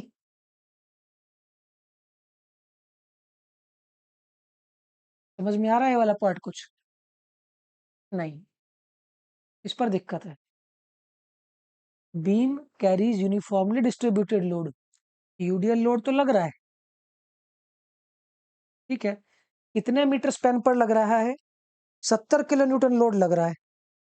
अगर मैं इसे पर मीटर पर कैलकुलेट करूं तो 70 कैसे, 50 ये और 20 ये नीचे आ गया, तो टोटल 70 किलो न्यूटन लोड लग रहा है 3.5 मीटर के स्पेन पर। तो ये 20 किलो न्यूटन पर मीटर होगा भैया, 20 किलो न्यूटन पर मीटर। अब ठीक है ये। तो अब ये ऑप्शन ठीक हो गया, क्योंकि 20 किलो न्यूटन लोड नहीं लग रहा, पर मीटर पर 20 किलो न्यूटन लग रहा है। वो कैसे? 70 किलो न्यूटन तो ऊपर की तरफ गया और फिर 20 नेगेटिव साइड में आ गया, तो टोटल ये लोड कितना हो गया? 50 प्लस 20 इज इक्वल टू 70। और पर मीटर पर कैलकुलेट करूंगा तो 20 किलो न्यूटन पर मीटर। तो हमारे ऑप्शन कौन सा सही हो गए? First, third and fifth. बिल्कुल ठीक बात है। ऑल दो एलिमिनेशन प्रोसेस भी यूज कर सकते थे, सब स्टेटमेंट्स पढ़ने की जरूरत ही नहीं थी। चलिए अगले क्वेश्चन पर। Two parallel rails are running on railway sleeper. ठीक है। The centre to centre distance between the rail, मतलब अगर ये दो रेल हैं, इस पर चल रही हैं, और सेंटर टू सेंटर जो डिस्टेंस है इसका, वो कितना है? सेंटर टू सेंटर डिस्टेंस है ए, सेंटर टू सेंटर डिस्टेंस है B. Center to center distance is B, with slipper projecting by amount of A at each end beyond the rails। मतलब beyond the rails मतलब इससे आगे जाने पर। Question को ध्यान से समझना, सारे क्वेश्चन एक ही तरह पूछ रहा है, बट हर किसी की स्टेटमेंट किस तरह बदल रहा है वो देखो। एग्जामिनर कह रहा है कि दो रेल हैं, उनके बीच का centre to centre distance B है, और कुछ प्रोजेक्शन है जो बाहर की तरफ जा रही है, जो ट्रेन में बाहर की तरफ होती है, उसका डिस्टेंस है ए। ठीक है। when the train passes over the rail, the reaction exerted by the ground can be taken as uniformly distributed over the sleeper। मतलब इस तरह से लोड लग रहा है। ठीक है। जब ट्रेन पास कर रही है तो वो एक यूडीएल की तरह एक्ट कर रहा है। The ratio of B by A for a condition that the maximum bending movement small as possible. मतलब bending movement at centre is equal to bending movement at support, यही बात कह रहे हैं। तो रेशियो निकालना है बी बाय ए का। तो बी बाय ए का रेशियो कितना होता है? ओवरहैंग पोर्शन की लेंथ को मैं क्या लिखता हूं? 0.35 3 इंटू एल। तो इसकी वैल्यू कितनी रहेगी बी बाय ए की? बी बाय ए की वैल्यू यहां से आ जाएगी 2.83। पूछ लिया ना इंपॉर्टेंट क्वेश्चन। कंसेप्ट तो सेम ही था ना, बट क्वेश्चन चेंज कर दिया उसने। चलिए, अब इस क्वेश्चन को पढ़ने से पहले मैक्सिमम लोग छोड़ देंगे, पर एक्चुअली में क्या इसमें कुछ सॉल्व करने का था? कुछ भी सॉल्व करने का नहीं था। चलिए अगले क्वेश्चन पर बढ़ते हैं। The shear force diagram of a singly overhanging beam as shown in figure, one simple support is at A। ये तो वैसे ही पता है, जहां पर रिएक्शन ऊपर जाएगी वहां पर सपोर्ट होगा, और एक सपोर्ट डी पर होगा। ठीक है। The total downward load acting on the beam is. एक चीज दिमाग से सोच करके देखना, मैं जब रिएक्शन लिखता हूं तो मैं क्या लिखता हूं? R A plus R B is equal to total load या टोटल डाउनवर्ड लोड। तो अगर मैं रिएक्शंस को ऐड कर दूं तो भी डाउनवर्ड लोड के बराबर ही हो जाएगा। तो यहां पर जो आर ए की वैल्यू होगी, क्या वो यही होगी क्या? R A equal to 350। और जो आर बी की वैल्यू होगी, वो यहां पर जितना जंप हो रहा है उतना होगा। मतलब R B is equal to 350 plus 100, क्योंकि 350 तो नेगेटिव का और 100 पॉजिटिव का है, तो ये वैल्यू आ गई 450। तो आर ए की वैल्यू मुझे पता चल गई 350, प्लस आर बी जो यहाँ पर, आर डी जो यहाँ पर जंप कर रहा है, तो डी लिखता हूं, जो डी पर जंप कर रहा है। ठीक है। वो कितना? 450। तो ये टोटल मिला के सारा लोड होना है, तो लोड कितना हो जाएगा? 800 किलो न्यूटन। अब क्वेश्चन की क्वालिटी समझो, एग्जामिनर ने तुमसे बोला ही नहीं कि तुम इसका लोडिंग डायग्राम बनाओ, उसने बोला इनडायरेक्टली कि दोनों रिएक्शंस का सम कितना हो जाएगा। अब या तो सारे डाउनवर्ड फोर्स को ऐड कर लो या सारे अपवर्ड फोर्स को ऐड कर लो जो ऊपर की तरफ जा रहे हैं। तो डाउनवर्ड फोर्स तो कई जगह पे जा रहे हैं, 350 से 50 पे आ गया, 50 से फिर 350 पे आ गया, 100 से फिर 0 पर आ गया। इतना कैलकुलेशन नहीं करना, आप वो पॉइंट देखो जहां पर सपोर्ट है और वहां पर कितना शियर फोर्स है, उसे ऐड कर दोगे तो टोटल लोड ऑटोमेटिकली आ जाएगा। क्लियर है पार्टी वाला? चलिए अगले क्वेश्चन पर चलते हैं। The change in shear force between 2 points on the beam is equal to. अब देखो ध्यान से समझो, हमने कहा था चेंज इन बेंडिंग मोमेंट होता है वो area under shear force diagram होता है। सेम एज इट इज जो शियर फोर्स में चेंज होता है उसे हम इस तरह लिखते थे। अगर मैं चेंज इन बेंडिंग मोमेंट को शियर फोर्स का एरिया बोलता हूं तो चेंज इन शियर फोर्स को लोडिंग डायग्राम का एरिया बोला जाएगा। ठीक है, चलिए। The change in shear force between 2 points on a beam is equal to area of loading diagram between 2 points। पहला ही ऑप्शन मार्क कर दिया, आगे पढ़ने की जरूरत ही नहीं है, क्योंकि इन दो इक्वेशन से दोनों चीजें सॉल्व हो जाती हैं हमारी। चलिए अगले क्वेश्चन पर देखते हैं। नेक्स्ट क्वेश्चन क्या कह रहा है वो ध्यान से समझो। The total vertical downward load on the beam, मतलब R A plus R B is equal to total load, और रिएक्शन हमेशा अपवर्ड होती है, तो मुझे सिर्फ अपवर्ड रिएक्शन देखनी है कितनी होगी। ठीक है, एक रिएक्शन होगी यहां पर, क्योंकि बीम अगर मैं यहां से शुरू कर रहा हूं और ये इस तरह मूव कर रहा है, एक रिएक्शन तो हो गई ये वाली, इसे मैंने ए सपोर्ट बोल दिया आर ए, और इसकी वैल्यू हो गई 1600। कहीं ना कहीं और ऊपर और जा रहा होगा, ये कांस्टेंट गया नीचे की तरफ आ गया, फिर कांस्टेंट गया, एक पॉइंट है ये जहां पर ये ग्राफ ऊपर की तरफ जा रहा है। समझ गए? फिर कांस्टेंट और फिर जीरो, तो मतलब ये वाला पॉइंट भी होगा कोई ना कोई, और ये कितना होगा 1200 प्लस 800, मतलब 2000। पॉइंट क्लियर है ये वाला? तो दो पॉइंट्स पर सपोर्ट रिएक्शन ऊपर की तरफ जा रही है, एक ए सपोर्ट पर और एक बी सपोर्ट पर। ठीक है, बी सपोर्ट पर जो वैल्यू हो जाएगी 1200, सॉरी इस बी सपोर्ट पर कितनी वैल्यू होगी, 2000 नहीं होगी भैया, 1000 तो ये हाइट है और 1200 ये हाइट है, तो ये वैल्यू होगी 2200, और यहां पर 800 800 थी, तो टोटल आर ए की वैल्यू कितनी हो जाएगी 1600, आर बी की वैल्यू 2200, तो वैल्यू निकल करके आई 3800। ये टोटल फोर्स होगा। आप डाउनवर्ड साइड भी कैलकुलेट कर सकते हो, उसमें कोई दिक्कत की बात नहीं है। ठीक है, तो इसका ऑप्शन हो जाएगा हमारा बी। और रिएक्शन सिर्फ दो ही होती है जनरल कंडीशन में, इसलिए निकालना आसान रहता है। चलिए अगले क्वेश्चन पर देखते हैं। Consider the following statements regarding shear force and bending moment. Shear force और बेंडिंग मोमेंट को देखते हुए कुछ स्टेटमेंट्स देखनी है, बताना सही है गलत है। Point of contraflexure is the point where bending moment changes sign, बिल्कुल ठीक है। shear force is the rate of change of bending moment, dm by dx, बिल्कुल ठीक है।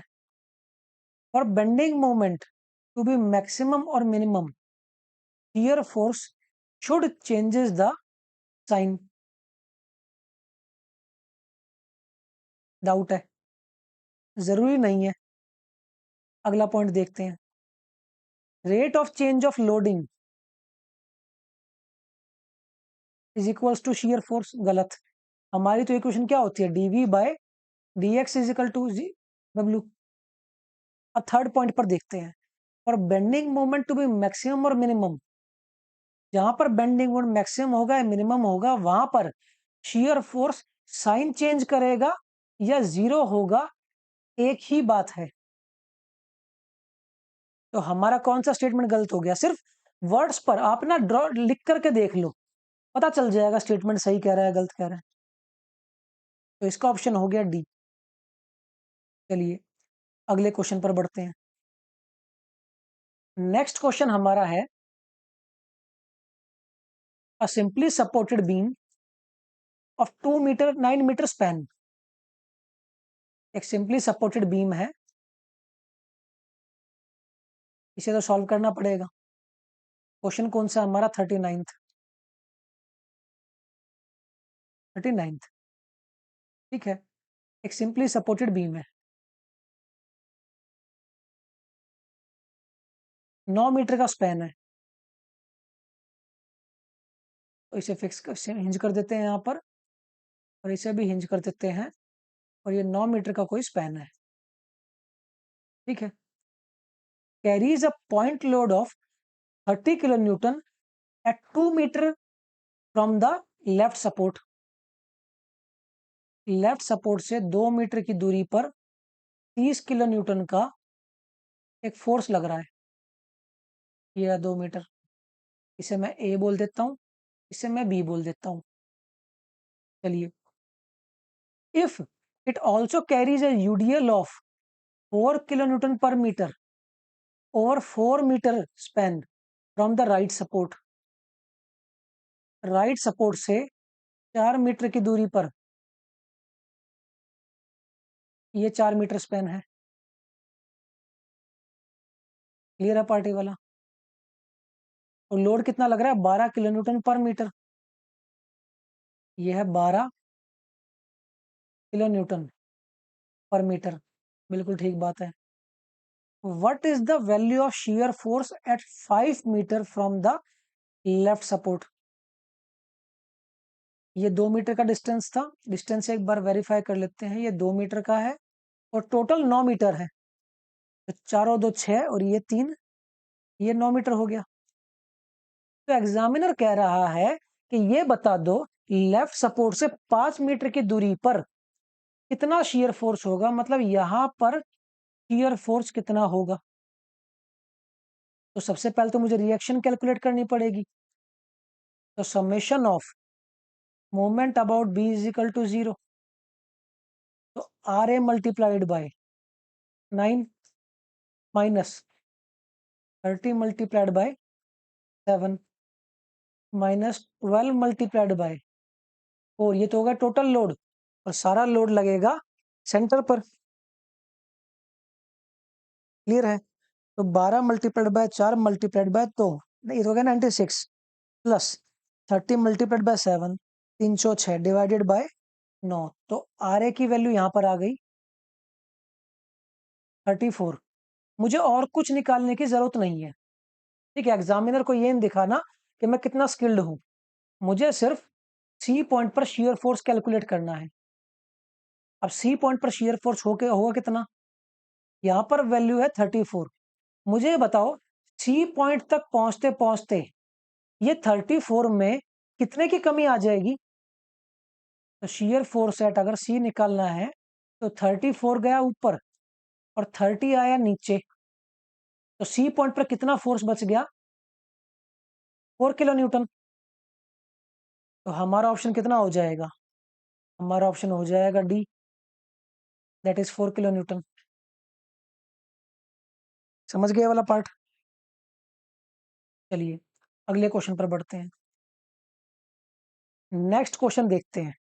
ठीक है, ये बेंडिंग मोमेंट डायग्राम है। अब बेंडिंग मोमेंट डायग्राम है तो सबसे पहले नीचे आया होगा, फिर यहां पर एक एम नाम का कपल लगा होगा जिसकी वजह से ऊपर चला गया, फिर एरिया निकाला होगा तो नीचे आया होगा, फिर ये यहां पर जंप कर गया कितने नाम के कपल से? 2m की क्वांटिटी के कपल से। तो दो तो कपल लग रहे हैं, ये तो मैंने डायग्राम से देख लिया। अब मुझे देखना है इसके ऑप्शन कौन से सही है। Couple at M, couple of M at C and 2m at D. पहला ही ऑप्शन करेक्ट हो गया, बाकी तो वैसे भी चेक करने की जरूरत नहीं है, फिर भी फॉर्मेलिटी के लिए कर सकते हो। सी पॉइंट पर 2m का कपल लग रहा है गलत, ठीक है। रिएक्शन में इस पे निकाल नहीं सकता डायरेक्टली, ठीक है, क्योंकि मुझे लोड की क्वांटिटी नहीं दे रखी। समझ गए? चलिए नेक्स्ट पॉइंट पर देखते हैं। Find the bending moment at L/4 from support A. मतलब यहां से L/4 पर मुझे चीजें निकालनी है। समझ गए? और रिएक्शन कितनी होगी वो तो मुझे डायरेक्टली पता है, WL/2, और यहां पर भी WL/2। तो बेंडिंग मोमेंट एट L/4 अगर निकालनी हो तो RA मल्टीप्लाइड बाय डिस्टेंस करूंगा, RA multiplied bye L/2 minus, अब ये L/2 नहीं है, ये L/4 पर निकालना है कि L/2 पर निकालना है? ये L/4 पर कैलकुलेशन करनी है भैया, तो ये L/4 हो जाएगा माइनस। अब इस पूरे स्पैन पर कितना लोड लग रहा है? W into L/4। ये तो हो गया सारा का सारा लोड।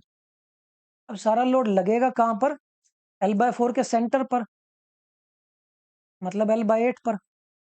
तो ये वैल्यू निकल करके आई WL/8 माइनस WL/32। अब 32 इसका एलसीएम आ गया, ठीक है, 8 4 जा 32, WL² होगा ये, माइनस WL²। तो ये वैल्यू फाइनली कितनी निकल करके आई? 3WL² bye 32। समझ गए इस पार्ट को? तो हमारा ऑप्शन क्या हो गया? D. Simple simple moments calculation है सिर्फ। चलिए अगले क्वेश्चन पर बढ़ते हैं। नेक्स्ट क्वेश्चन है, for a beam subjected to couple at centre. अब क्या पढ़ना है उसके अंदर, ध्यान से समझो। ये क्लॉकवाइज कपल लग रहा है भैया, तो रिएक्शन इसकी कैसी होगी? डाउनवर्ड। कितनी? M/L। और इसकी अपवर्ड M/L। तो इसका शियर फोर्स डायग्राम तो ऐसा बनता था, हमने बनाया था, और बेंडिंग मोमेंट डायग्राम कुछ ऐसा बनता था, वो हमने बनाया था।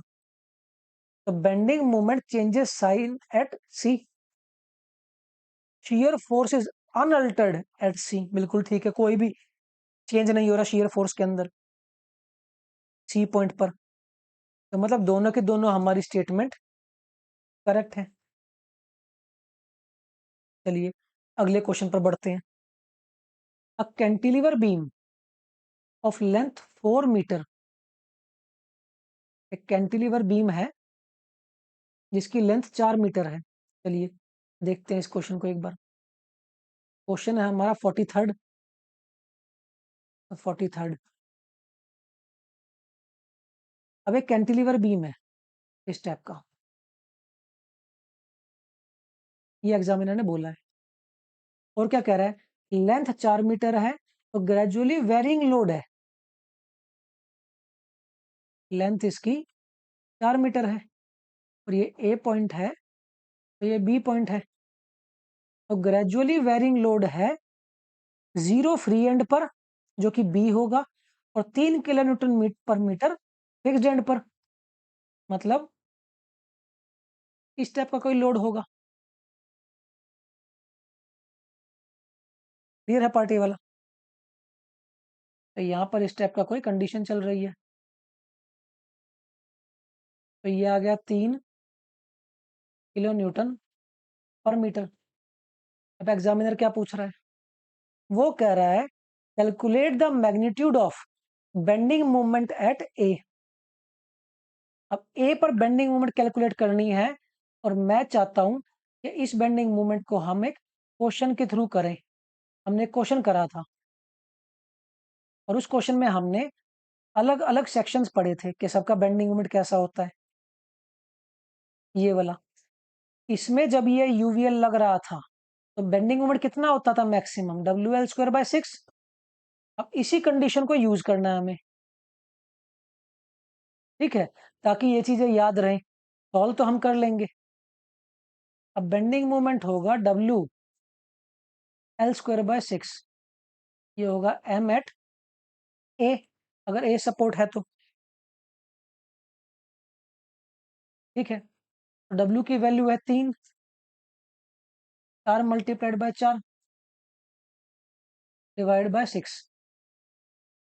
तो 3 से 6 कटा, फिर 2 बचा, 2 से 4 कटा, और फाइनली वैल्यू मेरी निकल करके आई 8 किलो न्यूटन मीटर। तो ऑप्शन में 8 किलो न्यूटन मीटर दे रखा था क्या? बिल्कुल दे रखा था सर, पहला ही ऑप्शन था। तो इस ऐसे क्वेश्चंस के रिजल्ट्स याद रखो, क्योंकि ऑब्जेक्टिव में टाइम कम होगा। कुछ क्वेश्चंस ऐसे होंगे जिनमें टाइम बहुत ज्यादा कंज्यूम होगा, तो उन्हें उस टाइम को मैनेज करने के लिए हमें कुछ क्वेश्चन इतनी फास्ट करने पड़ेंगे कि हमारे पास टाइम बचे, ठीक है। चलिए इस क्वेश्चन को देखते हैं। A beam shown in figure below is in equilibrium, मतलब ये स्ट्रक्चर मूव नहीं कर रहा, तो मुझे ए का डिस्टेंस बता दो। अगर स्ट्रक्चर मूव नहीं कर रहा तो जितना 40 की वजह से एंटी क्लॉकवाइज मूवमेंट होगा उतना ही 10 की वजह से क्लॉकवाइज मूवमेंट होना चाहिए, ठीक है। तो 40 की वजह से एंटी क्लॉकवाइज मूवमेंट कितना है, 40 इंटू ए इक्वल्स टू 10 की वजह से अगर क्लॉकवाइज निकालूंगा तो force into perpendicular distance, that is 10 minus A, क्योंकि ये डिस्टेंस तो 10 माइनस ए रहेगा। क्लियर है पार्टी वाला? तो 40 ए इक्वल्स टू 100 माइनस 10 ए, तो 10 ए इधर आ जाएगा तो 50 ए इक्वल्स टू 100। तो ए की वैल्यू कितनी निकल करके आई, 2 मीटर। तो मतलब ए की वैल्यू अगर 2 मीटर होगी तो ये सेक्शन इक्विलिब्रियम पे होगा, जितना क्लॉकवाइज मूवमेंट लग रहा होगा उतना ही एंटी क्लॉकवाइज मूवमेंट होगा, ठीक है। चलिए ये आज का फाइनल क्वेश्चन है, और फाइनल क्वेश्चन हमारा क्या कह रहा है ध्यान से समझो। और लोडिंग बीम, लोडिंग डायग्राम दे रखा है, एंड शियर फोर्स, ये SFD दे रखा है, एंड बेंडिंग मोमेंट और BMD, बेंडिंग मोमेंट डायग्राम भी इसका दे रखा है। As given below, find the value of y from point B point से y का डिस्टेंस बताना है। समझ गए इस पार्ट को? बी पॉइंट से y का डिस्टेंस बताना है, और ऐसा लगेगा कि यार इसमें तो इक्वेशन इक्वेशन कुछ सॉल्व करनी पड़ेगी। कुछ इक्वेशन सॉल्व नहीं करनी पड़ी, क्योंकि इसने तो हमें बहुत सिंप्लीफाई करके चीजें दे दी। यहां पर मैं दो ट्रायंगल का यूज करूंगा सिर्फ, वो है ये वाले ट्रायंगल, ये ट्रायंगल है, ये पॉइंट है बी, ये पॉइंट है सी। मुझे वैल्यू निकालनी है y की, समझ गए? इसकी वैल्यू दे रखी है 1, इसकी वैल्यू दे रखी है 2। तो ये टोटल जो डिस्टेंस है वो डिस्टेंस कितना है, ये टोटल डिस्टेंस मेरा 1 मीटर है। तो इसे मैं 1 - y लिख सकता हूं, ठीक है। और ये पॉइंट हमारा P है। तो सिमिलर ट्रायंगल की हेल्प से, फ्रॉम सिमिलर ट्रायंगल, दोनों ट्रायंगल की कॉरस्पॉन्डिंग साइड्स का रेशो मैं बराबर कर सकता हूं। तो पहले वर्टिकल ऑर्डिनेट्स का रेशो लेता हूं, 1 डिवाइडेड बाय 2, वर्टिकल ऑर्डिनेट्स का ratio equals to y divided by 1 - y। तो इसकी क्रॉस मल्टीप्लीकेशन जब करूंगा तो वैल्यू निकल करके आएगी 1 - y इक्वल्स टू 2y। तो y उधर जा करके 3y हो जाएगा, और फाइनली y की वैल्यू कितनी निकल करके आई? 1/3। 1/3 लिख लो या 0.33 मीटर। दिक्कत तो तब होती जब मुझे ये बेंडिंग मोमेंट डायग्राम गिवन नहीं होता। ये हमारा ए ऑप्शन हो गया। क्लियर है पार्टी वाला? तो ये वो सारे क्वेश्चन थे जो अब तक किसी ना किसी एग्जाम में या तो इंजीनियरिंग सर्विसेज में आए हुए हैं या जेई के अंदर कभी ना कहीं पूछे गए हैं। ये सारे हमने डिटेल में कवर करे। जितने कंसेप्ट हमने पढ़े थे वो सारे कंसेप्ट पहले उसके रिटन क्वेश्चन करे अलग अलग केसेस की फॉर्म में पिछली क्लास के अंदर। आज उसके सारे क्वेश्चन प्रैक्टिस करे हैं। समझ में आ गया पार्टी वाला? तो यहां पर हमारा बेंडिंग मूवमेंट और शियर फोर्स डायग्राम का जो चैप्टर था वो खत्म होता है। अगली क्लास में हम जो चैप्टर पढ़ेंगे वो होगा हमारा बेंडिंग स्ट्रेस इन बीम्स। बहुत इंपॉर्टेंट चैप्टर है। ठीक है, तो अगली क्लास में पढ़ेंगे बेंडिंग स्ट्रेस इन बीम। और आज जितने भी क्वेश्चन करवाए गए हैं इन क्वेश्चन को बहुत अच्छे से रिवीजन करना। आज ही के दिन एक बार आपने क्वेश्चन पढ़ लिए, एक बार खुद प्रैक्टिस करके देखना। एक बार तो मैंने करवा दिया क्वेश्चन, जब खुद प्रैक्टिस करोगे तो एक आइडिया लगेगा कि हाँ कितनी चीजें समझ में आई है और कितनी चीजें मैं भूल रहा हूँ। क्लियर है पार्ट ए वाला? तो दोस्तों इसी के साथ हमारा आज का लेक्चर यहीं पर खत्म होता है। उम्मीद है आप सब अच्छे से पढ़ रहे होंगे और रिवाइज कर रहे होंगे। अगली क्लास में मिलेंगे एक नए लेक्चर के साथ।